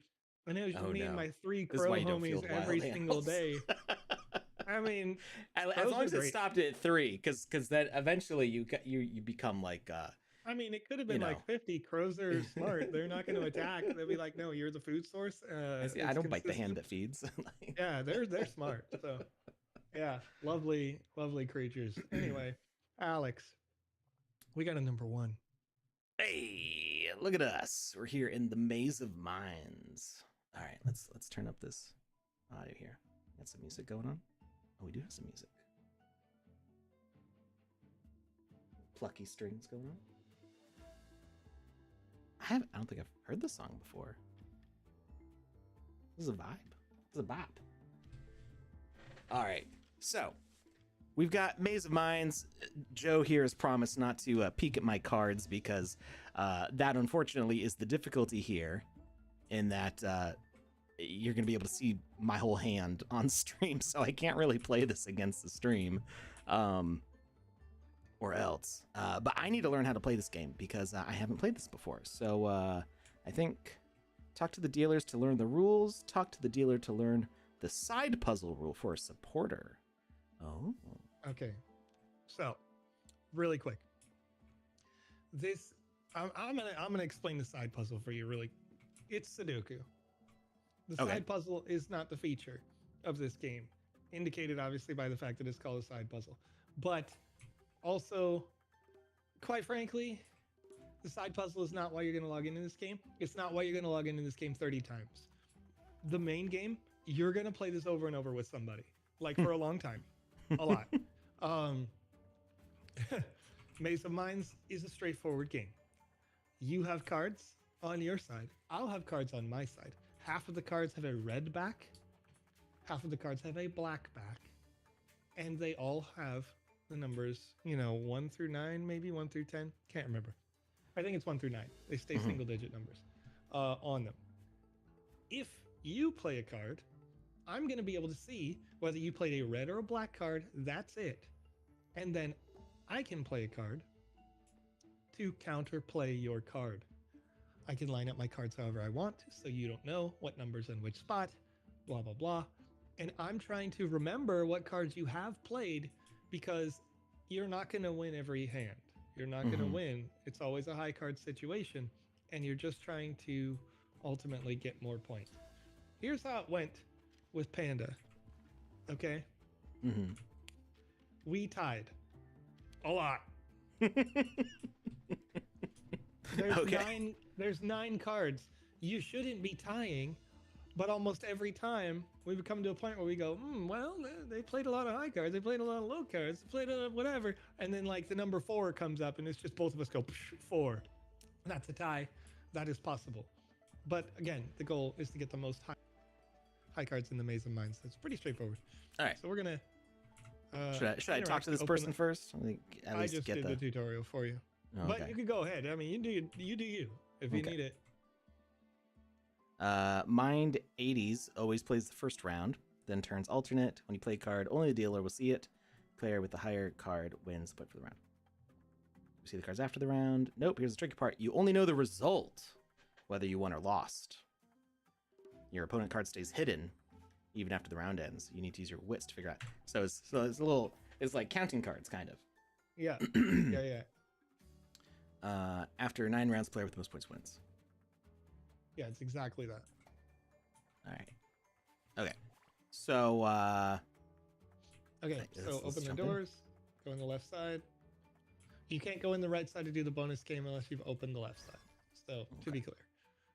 That the additional bonus game, the side game, is really for people who aren't playing the main game to have something to do. So, the little Sudoku thing. Okay. So once you're on your side, you can see, if you look at the left of your, I guess you're right, probably, the open space, it says a name on the wall.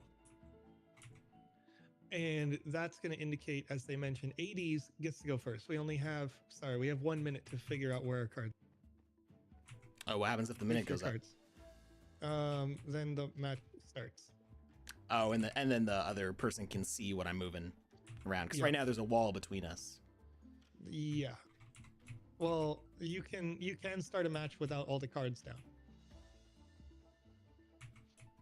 That's possible.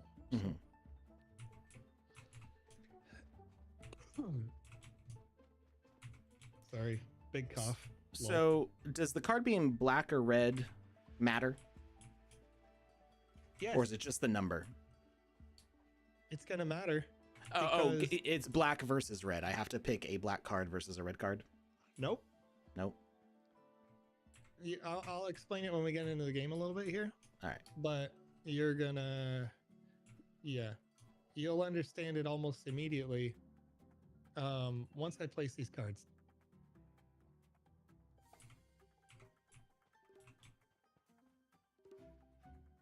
I ran out of time. I didn't place my card, so I'm gonna automatically lose because I What? didn't place that last one. I didn't place my last card when I I was trying win to by explain that. default.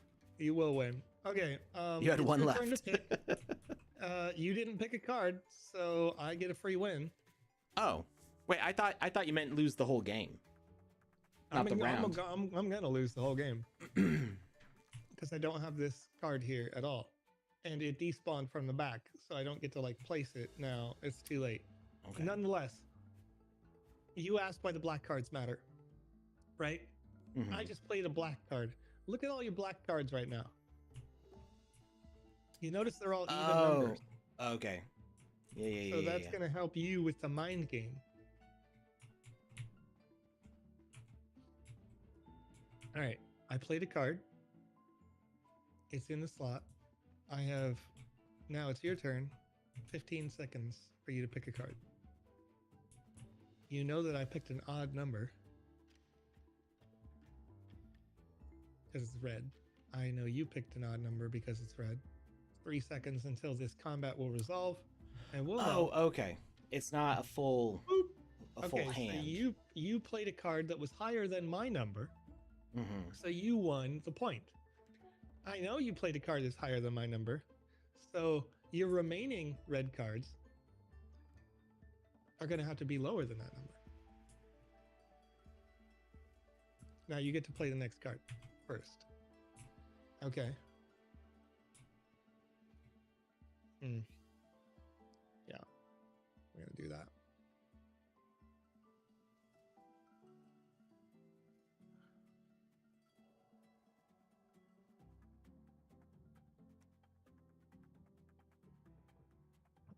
Now these are going to resolve. You played a card that was lower than my number that time. So I'm pretty sure I know what you played. You only have 3 left. I get to play next.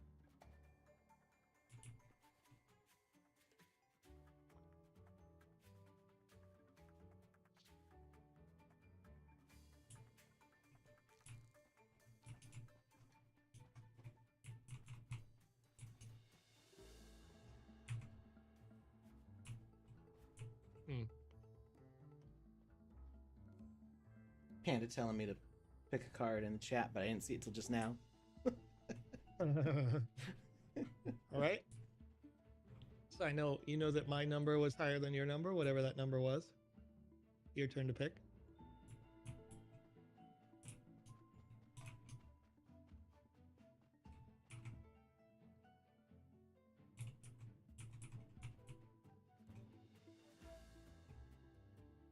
There's no scoreboard, is there? Oh, the There is, on the points. left. Yeah. I see it. I was looking around the room because I see the round 5 thing up there. So Yeah, see that would be kind of a cool thing, right? Just to have that number be up and back on the wall behind both of our heads would be nice. I mean, it's fine Okay. having it on the user interface. I wasn't looking that far to the left. Right. But that's part of it, right? The full immersion is, yes, it's on the UI on the screen, okay, but also I want to see it in the game. Yeah, let's do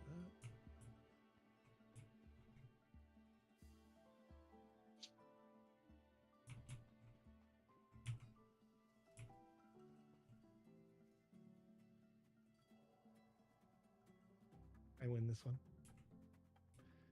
Maybe not the whole game, but I definitely win this hand.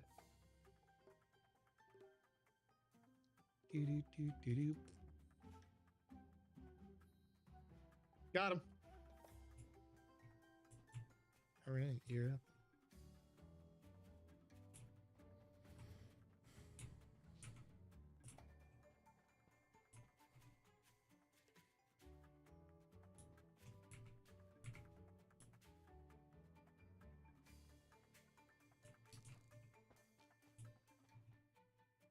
Let's see if this is good. I don't know if it's good, but if it's good, I'm locking it in. It says it would be better if it was more clear whose turn it is. Yeah, I mean, the arrows in the light bar sort of indicate which side gets to go at any given time. But I agree, when you first start, that was a bit of an issue where it was like, okay, yeah. Good job. I think you played the 9 that time. Yeah, there needs to be some like sound effects too. So if you do like a space-based sound effect where like the sound does not reach to the other side, then you could make it clear like, you know, you play like a victory sound or a loss sound for each card that goes down. Because if you're just like not looking right at it, or if you're not paying too close enough attention, you might miss that you won the round or that somebody else won the round. Yeah, well, okay, so yeah, I would, if having a combat sound or a placed card sound, probably yes, but can't have a victory or a loss sound, because that would be a tell. If that makes sense. Like, well, you still see the card flip over. All right, so now you still have 2 more cards. I've got 5 points. You got 3. You will reach 5 points, so we will tie, even though we shouldn't have. Because if I had a card, then I could have beat you one more time. Sounds like a skill issue. I mean, it was a prep issue, but that is an issue, right? Like, instead of having it be on a timer, having a confirm check with this guy over here who's just sitting here at the table, be like, are you ready? Yes. You know what I mean? Like, that would have fixed this problem. I guess in one way, I mean, the timer means that it keeps on going. Somebody being like AFK doesn't lock up the game for anybody else who comes next. Wait. Oh, you still... Yeah, I had 5 points. So... But it didn't do the last card? There's only supposed to be 9 rounds, and you didn't get to play the last card because you forgot to play a card on 1 round. Oh, I see. That was a skill issue. Got him! You want to go again? Yeah. Now that you have an understanding of the game? I mean, I didn't read the instructions the first time, so I think I have a little bit better of an understanding now. Like, I didn't understand that it was like red is odd, black is even, so... I feel like there's a lot of logic to this that, or like not to the gameplay, but to the like as a player, there's a lot of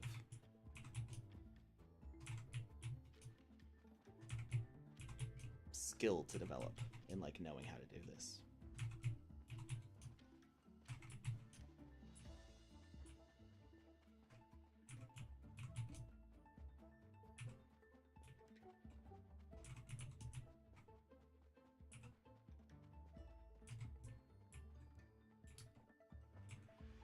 All right, I'm set up on time this time. Me too. Heck yeah. Now we got 30 seconds of just vibing. So this is another situation where if there's a button to say I am ready, it could be better, right? Like there could be a timer, but maybe it should be an invisible timer or a longer timer just to make sure that the game doesn't get stuck.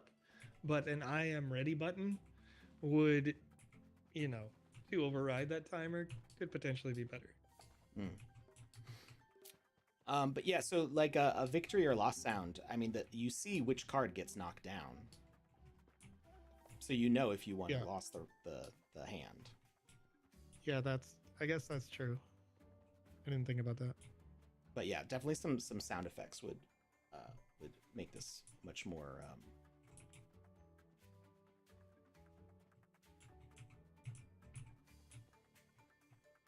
interesting. Engrossing. But yeah,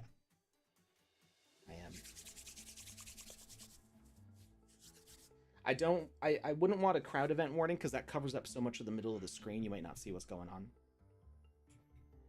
Actually, I like the lack of crowd events in this. Yeah, I mean, because of the aesthetic of the game, the way that everything is intentionally designed and incorporated. Oh my gosh, we both did it! What? Get that card out of here. That was a tie that I didn't expect. I'm not gonna lie. I really thought you were going. Get rid of the most useless card first. Yeah, I thought you were going big or like mid. I couldn't tell, and then it's just a 1, like clutch. Same brain. What are you gonna do?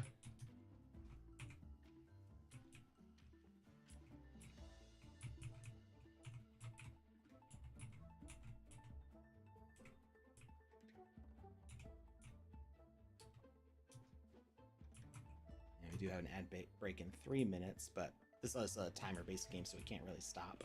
Oh, heck. Rude. So rude.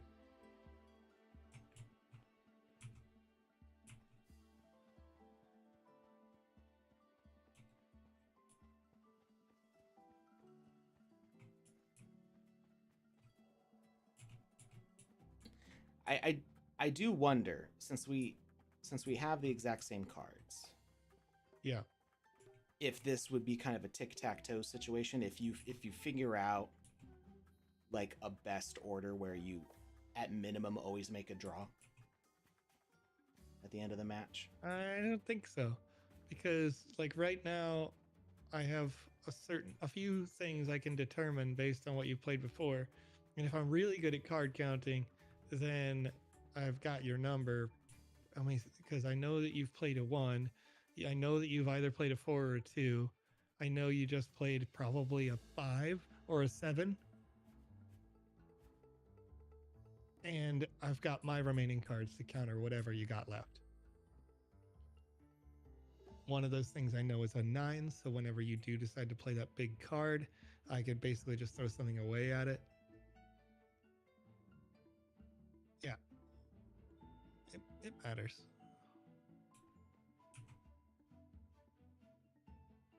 You didn't select? Or wait, what just happened? What? Yeah, that's weird. I thought you got to select first. Did I not? Was I supposed to? Well, I did select, and then my card just It, like, disappeared, disappeared. Yeah. and I didn't get any points for it. Well, rip. We found a glitch. And then it didn't. Wait. Yeah. Actually, it might have just made your card disappear. I think it Like, did. it might just. It might. No, I mean, like, it might still logically be there. It might just be a glitch. We'll see. Maybe. Hopefully the logic's still there, because otherwise I just threw away a really good card for that. Okay, And we'll never know, I guess, because I just threw won that away a good round. card for it. Yeah, Well, or maybe you won because he used the good card. I don't know. yeah. It's hard to tell. All right. What do I want to do here? Jeez, I don't know, man. All right, screw it.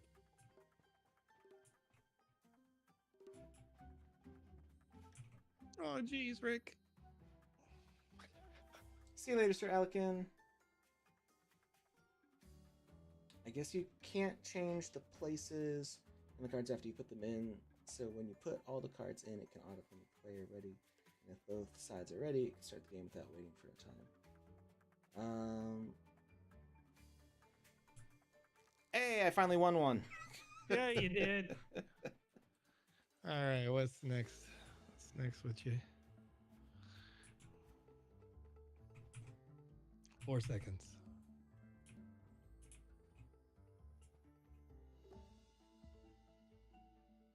Bonk. Yeah, and that's you're right. The logic, if it is automated, like here, I got 15 seconds left, but I've played all my cards. So Alex has played their cards. If 2 cards are in there, timer maybe doesn't matter. It's another level that doesn't necessarily need to be there, but it's nice that it was there.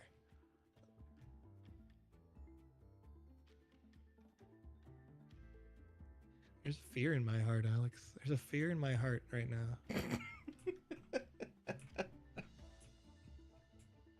Like, you got a chance here, but it's really like we're risking it for the biscuit right now.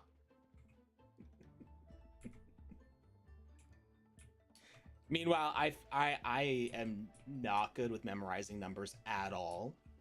So the thought of like card counting is like impossible for me. Nice. I have So you were like- just throwing stuff at the wall. yeah, I'm basically just throwing stuff at the wall. I'm trying to make what I think might be good decisions. Okay, so here's my logic, yeah? And just right now, you just played a black card. A black card could potentially be worth as much as 8.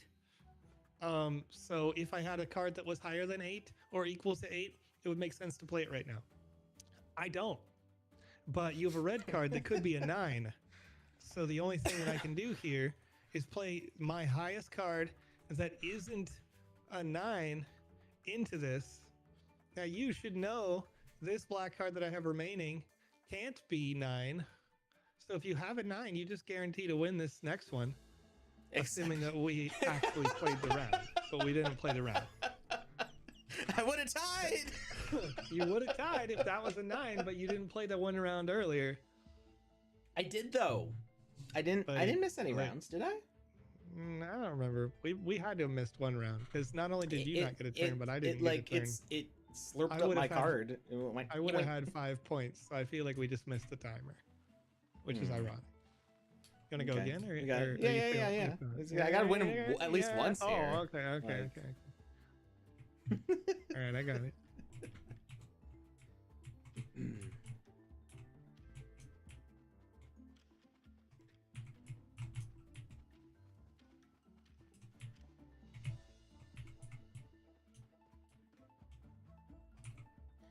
Yeah, so my memory bank for numbers is like non-existent. I can only remember numbers by patterns.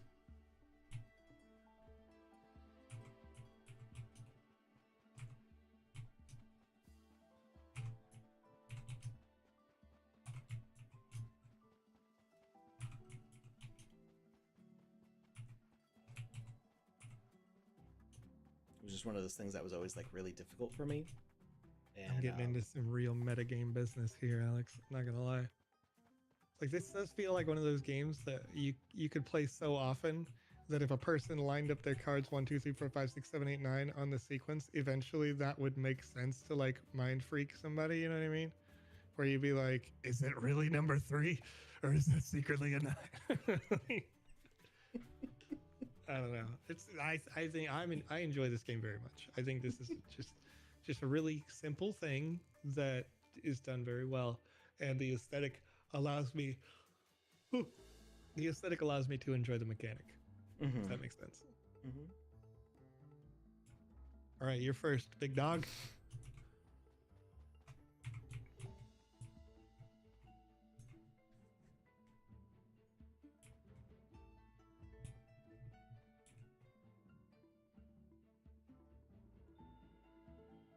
Oh, I see you're splitting your cards, red on one side, black on the other. Yeah, just for fun. Okay.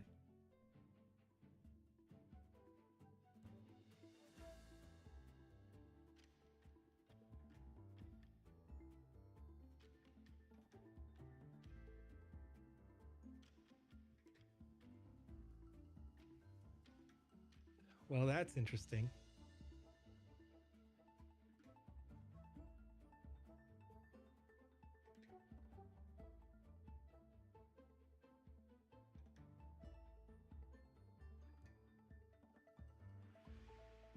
Oops, he did it again, chat.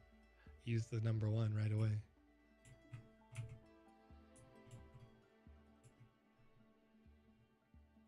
I mean, you're only ever going to tie or lose using a 1.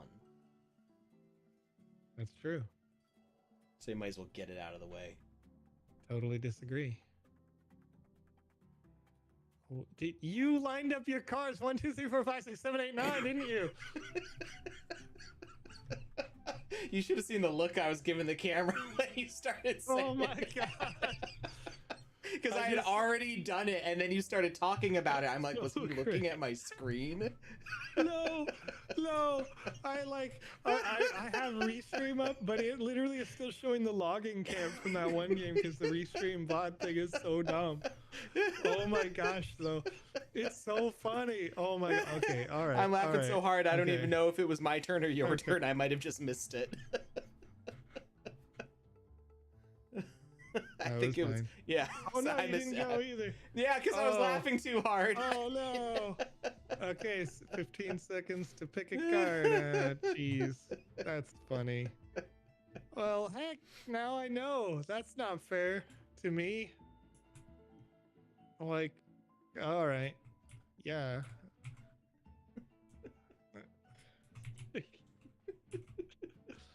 Good job playing that 7.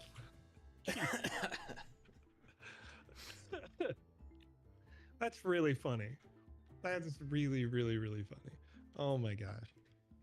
Because I organized them, yes, by like color, but not in sequential order, just so that I had like that whole Guess Who vibe going on. And yeah, that's great. Sure. See, this is cheesy now. This is cheesy. I don't like that. I'm gonna. I mean, we Like, gotta finish it. Like, I know. I'm just gonna play a 4 into your 9. Like, just, damn it! so like, At least make the 9 do something. yeah. I mean, the 9 is winning. The 9 is gonna do a win. It's just not beating an 8. You know, like that's the sort of metagame that you have to do with this game when you think about like counting cards. On that first turn, I played a 3 because I was like, 3 is pretty expendable, but it could tie or beat a 1 if he's trying to play low. Is he going to think the same way as me? You blew the 1 again. And so when the 3 won and it was playing against a red card, the only card it could have possibly eliminated was number 1. And so I'm like, Now this one right here, this one, yeah.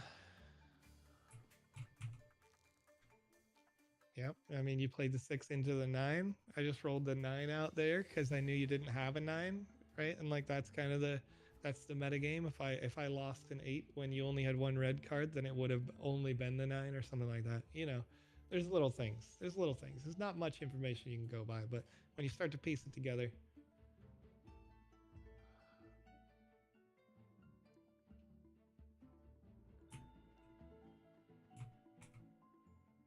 I don't have a card as low as the 3.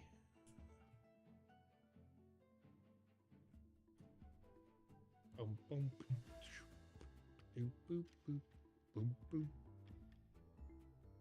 This is a good game. I like this game. You like this round? I just like this game in general. Oh, okay. It's skill-based play, but like in a way where you know, it's too nerdy, you know what I mean? Like it's just too nerdy. I'm here for it. I was just recently playing a whole bunch of Balatro. If you guys don't know, you know, it's basically like poker hands, but not. Yeah, I don't want to lose this hand, so here we go. I'm gonna lock in dub right here.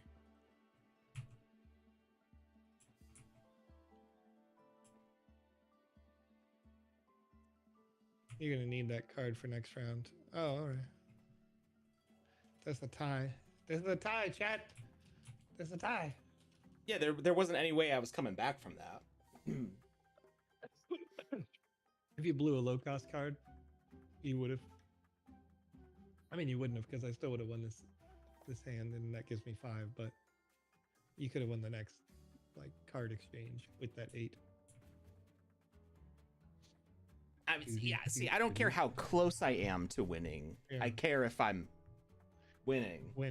Right. So like the fact that your score is so much higher than mine, it's like, whatever. I didn't win anyway. I'm still in second place. No, it's the you know, one of the other things that you could possibly do if you want to like just eliminate half of cards is to just play a 5 to start, win or lose. You know, like you just got an idea roughly of the cards that something you just eliminated from contention. Game finished.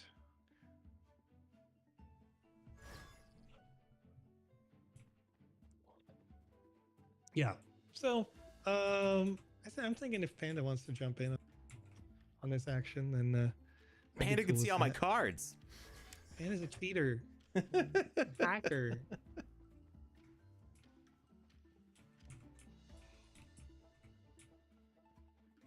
All right.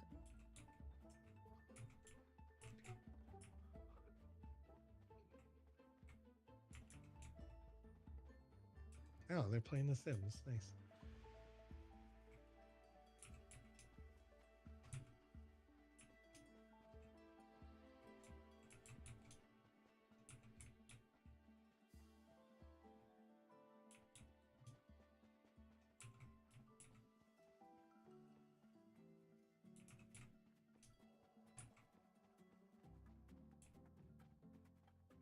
Yeah, I think where I struggle is just I can't memorize the card, like which cards have gone before, or like my brain doesn't just have the slots to go like, oh, this card must have been played, so these ones must be remaining. If I was writing notes to the side, but you know, if you're going to be counting cards, like right. You It's can't be definitely writing notes to the probability. side. It's like it's not a certainty, right? But it's a probability. And so Mhm. if you can lock in one certainty in a match, I think that's when you know you won.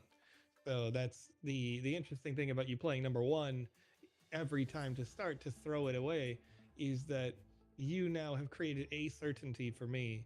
So I know number one gets played. I just have to play a number two or a three or four or whatever, right? Like some of those like lower half that are kind of more expendable cards. I just throw one into the fire and whatever. So Mhm. it's interesting that you got you went into the 80s half every time. I'm so dumb. The what? The card that gets to go first, the player that gets to go first. You went into that half every time. Oh, yeah. I mean, we could switch sides if you want. I don't mind. I was just like, oh, why don't I get to go first? And then I'm like, oh, duh. It's like when you play chess. Mm-hmm.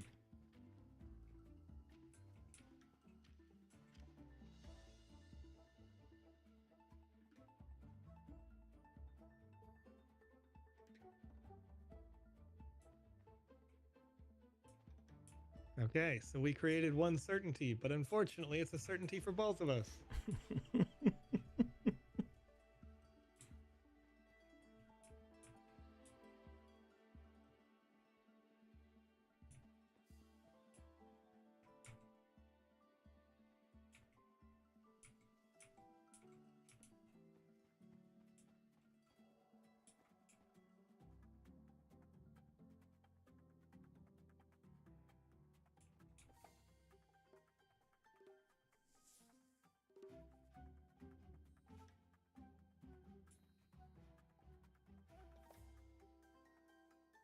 Ooh, okay, all right.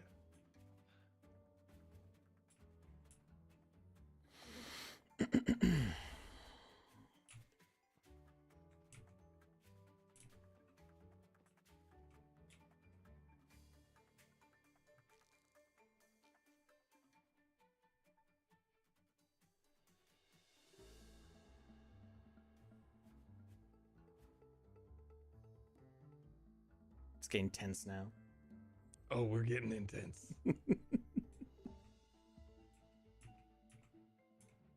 Now I'm trying to get inside your head.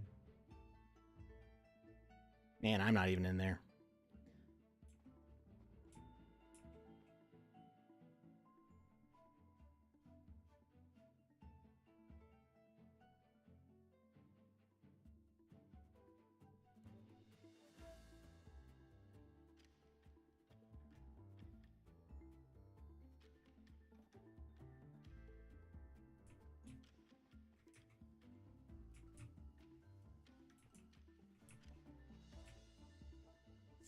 Like surviving on halls. Hmm? Lozenges. Surviving on throat lozenges Oh. right now.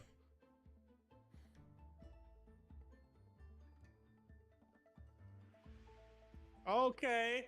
All right. I see you. I know that card now. That is a card I know. All right.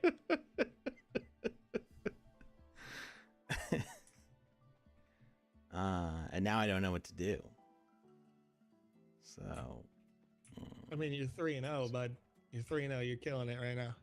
Oh, you no, didn't do anything. No, I clicked on it. Oh. No. Oh. Free win. Free win. Free win. Free win. Free win. Free win. I tried clicking on it.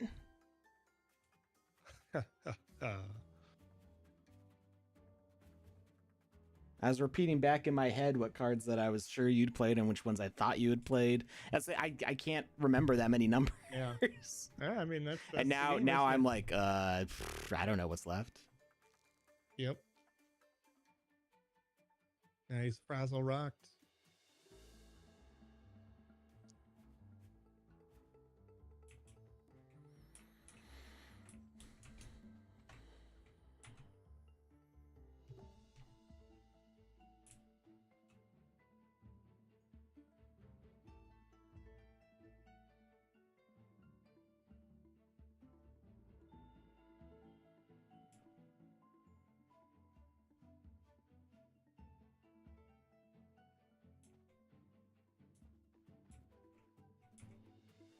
Oh my gosh, the pop-up The pop-up for round 7 says rounds 7. Oh, the pop-up. Wait. My brain didn't even comprehend that there were pop-ups. Yeah, there's a pop-up indicating what each round is. We're on round number 7. Once it gets through round 9, you know it's over.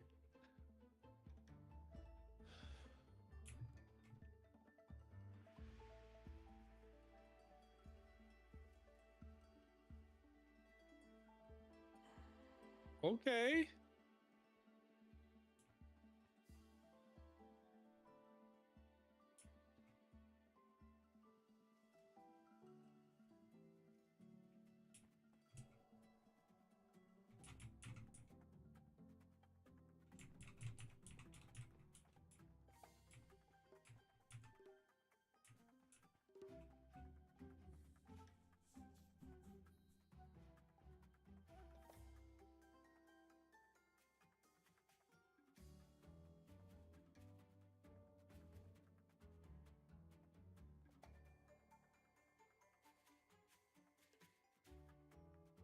Oh no. Oh no. You could tie it. Good. But I'm actually going to win. Because the scary card you had over there was red. We're on the last round. You can only tie it. I know. I mean, yeah, that's true. Because we did a tie on the number 5. But I know this 8 beats that whatever because I beat your 8 with my 9. You're using an 8 to beat a 2. Regardless, the red card was the scary card. I thought that could have been a 9 still. It's so a I 1. held this 8. Oh man, I held this 8 for so long. I had a 2 and a 1, and I'm like, okay, at least we'll just tie. Yeah. No, tie is good. Tie is good because we did have That's the one the best tie. I've done. And then we played the brain game, you know. It's pretty good. Good job.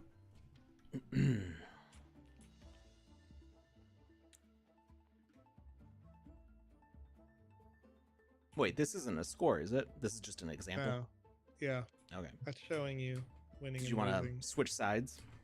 Sure. We'll do one more. One Do more one match? Okay. But this time, with feeling.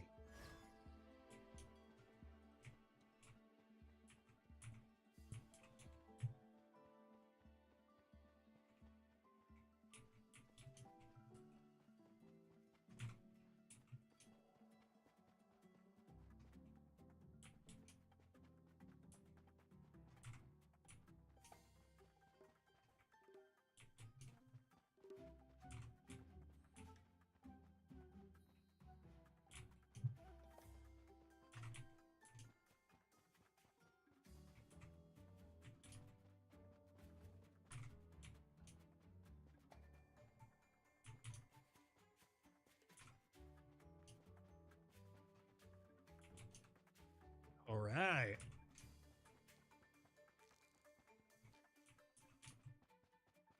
I am firmly established in this narrative. Let's go.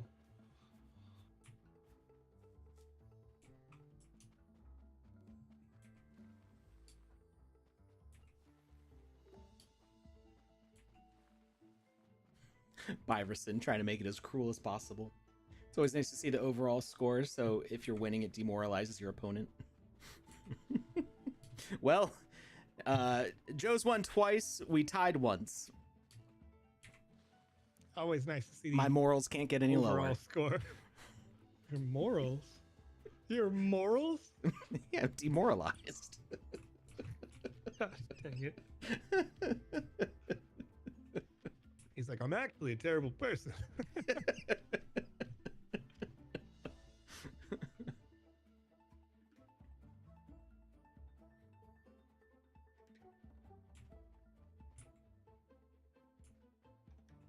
Interesting. Very interesting.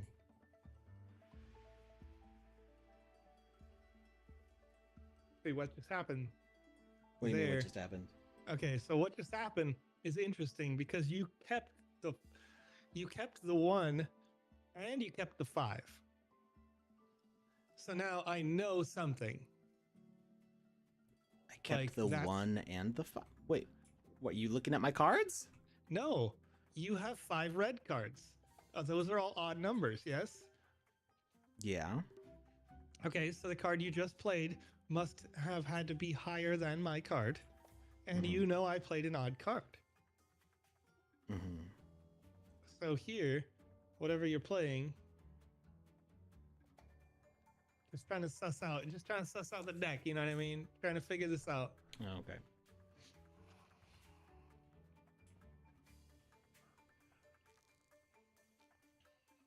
Okay. Okay. Okay. Whoa. Whoa. Poison for Cusco.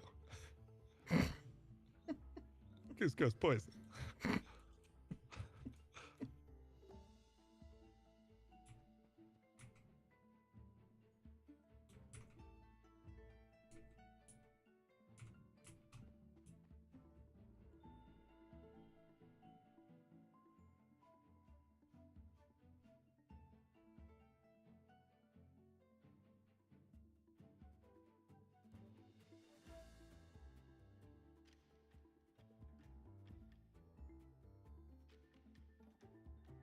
Dang, all right. Okay.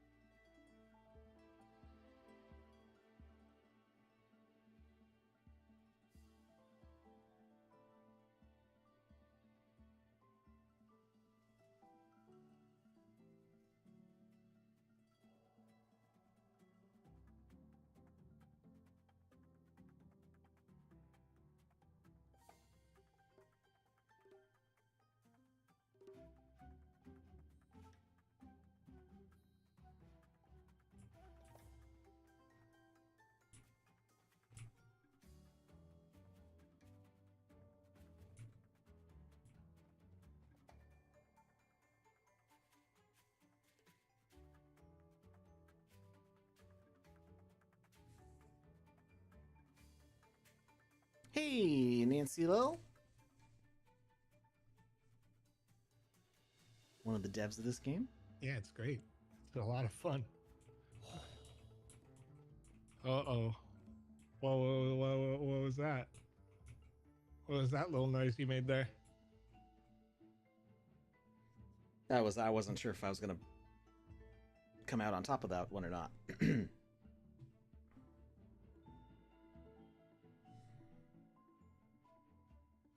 Because as previously stated, I'm like mentally incapable of remembering which numbers you played without writing it down. I mean, yeah. There's only 2 cards I know for sure that you played, but there's okay. Sure, you know your reaction told me something there too. Just the way that you just made that little noise. Yeah, we're tied up again. I mean, yeah. Oh, I forgot you're on Rupper's side this time. That's interesting. Oh boy. What you gonna do? What you gonna do? What you gonna do? What you gonna do? What you gonna do there? What you gonna do there? What you gonna do with all that junk?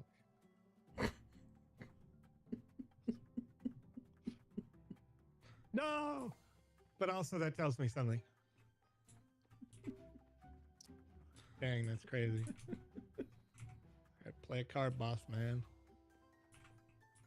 Let's go. You can't win this hand. But if I play this, then I'm probably playing into your hand. Let me think. You did play that and this. You sure I can't win this hand? I'm pretty sure that's not an 8. Maybe it is, but I'm pretty sure it's not.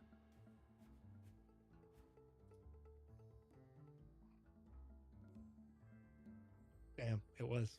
Nice. Good job. I won know one. you did. I know that I beat your 7. Like I know that I beat your 2. Select your card. Make it official. Coward. Oh, I'm sorry. I'm sorry. You want me to lock in this loss when you throw down the number 1 against my 4? I ate the babies. Finish the game. But the interesting thing about the number 1, and like you saying that you should throw it away, is that if you keep it, just it existing on the board as a red card poses a threat. Where I think it might be a 9. It's an existential threat, not a real threat. Yeah, unless I can prove that you've used a 9, like I did when I used my 8 and you beat it, that 1 still serves to say, is that a 9? I don't know.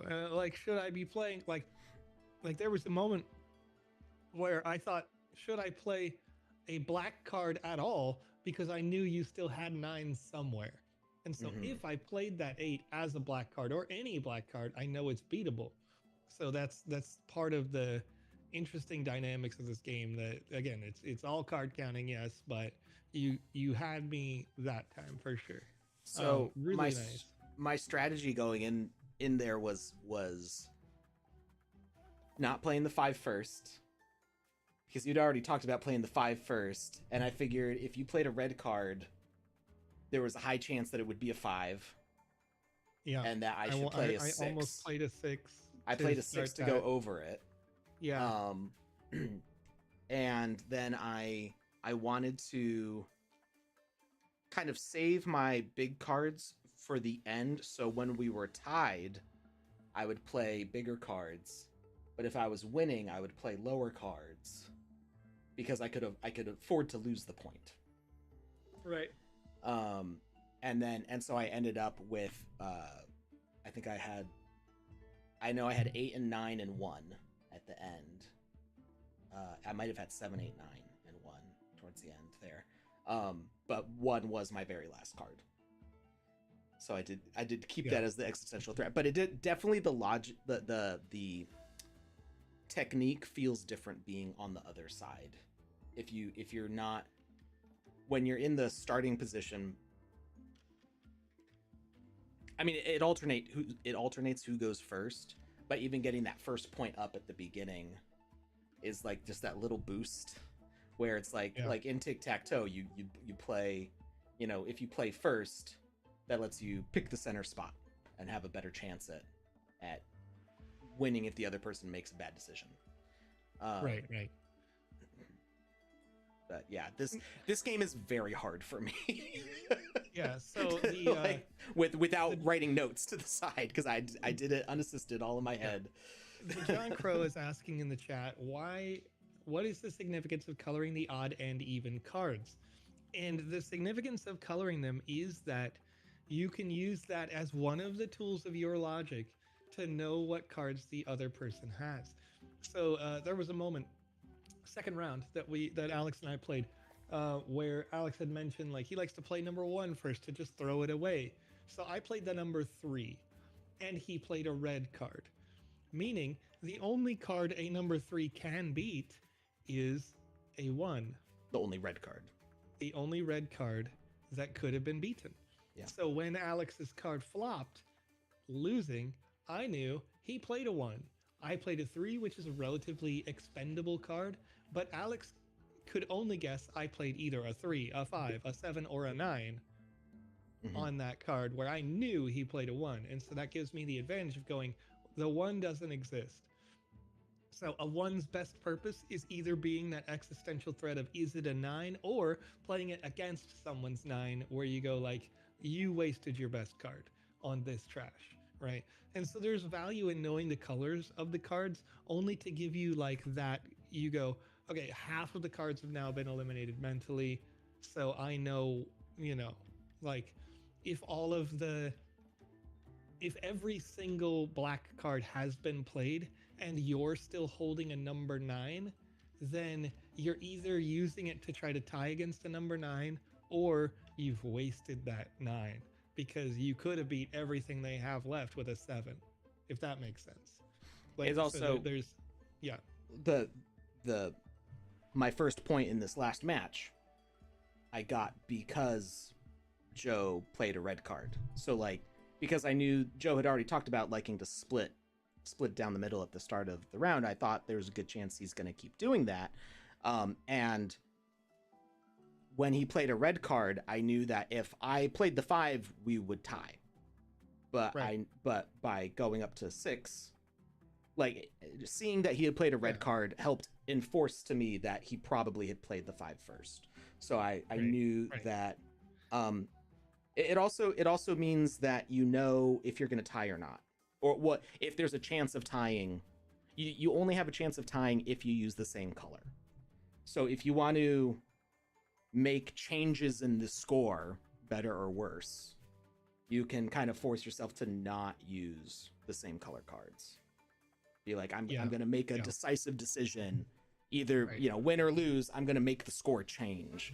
And there's also the other way about like splitting the middle, as Alex mentioned. Like if I'm throwing away a 3-2 or a 1, right, and Alex is playing a 4 instead of the 6, then they could use the 4 as like it's kind of a subordinate, trashy. You're just getting rid of this card anyway, and now you know that I played a 5 or greater. Like sometimes you just play a card for knowledge's sake of going like, okay, these still exist out there. But if you played a number 8 and you won, then the only thing you know is that they still have a 9, and the only and like I and ate an the 8 babies because you won, and so everything else is still on the table, and you kind of go like, okay, well maybe that was a wasted play. I mean, you get a point, so that's good, but it could have been a waste. Yeah, it's it's the same logic with throwing away the 1. Maybe that's not a bad idea, but unless the other person thinks to throw away a 1, then you haven't reduced any of their options in your brain to help you get the win for what the next selection is. There's a lot of layers to this. This is one of those games where it's not just about knowing the rules and knowing like how to count and do the probability. It's also knowing your opponent's strategies. So Joe and I talking about like how we're making our decisions made us change our decisions for the next rounds. Yeah. And it's just really ironic because as the same moment that it occurred to me that you could possibly do 1, 2, 3, 4, 5, 6, 7, 8, 9 just to mess with the other person, you literally were doing that. I had already done it. I had already set up all of my cards when you said that. So I was just like, because it totally would have messed with me if it you messed had with me having heard you said that. It would have taken me probably like 3 or 4 card plays for me to realize that you did exactly 1, 2, 3, 4, 5, 6, 7, 8, 9. But then you could have also done Panda's thing. Panda change 1. Not even change 1, but like 1 to 7, right? Like if you had done that and then you played the 1 and you played the 2, I would have been like, oh, they're ordered, they're in line, and then you just go like 9. Oh, okay. So there's nuance to like this, especially when you play against the same person many times. You're gonna have a lot of fun. This is super replayable, and it's for that reason why obviously the art's great, the environment is nice. Some things I love can the still logo. Be improved, but This thing on it's like this is wonderful. This is a beautiful logo. It's just this is a winner for layered reasons for sure. But very, very good. I mean, so many of the games, like I said, like the top games are so close point wise, it's wild. So you guys have done a great job in this particular game jam, and I can't wait to see more of it. All right. Well, let's see who we can raid here. Let's see if anybody is playing the sandbox right now. Might be just us. It looks like it's just us at the moment. I do see Ice Pilot is playing Crossout and Cryptocarp is playing Immortal Rising. What's Immortal Rising? What is that? I don't know what this game is. Any preference, chat? Who do you want to see? You want to go mess with Ice Pilot, or you want to check out Immortal Rising? Somebody throw it out there. First one to say it.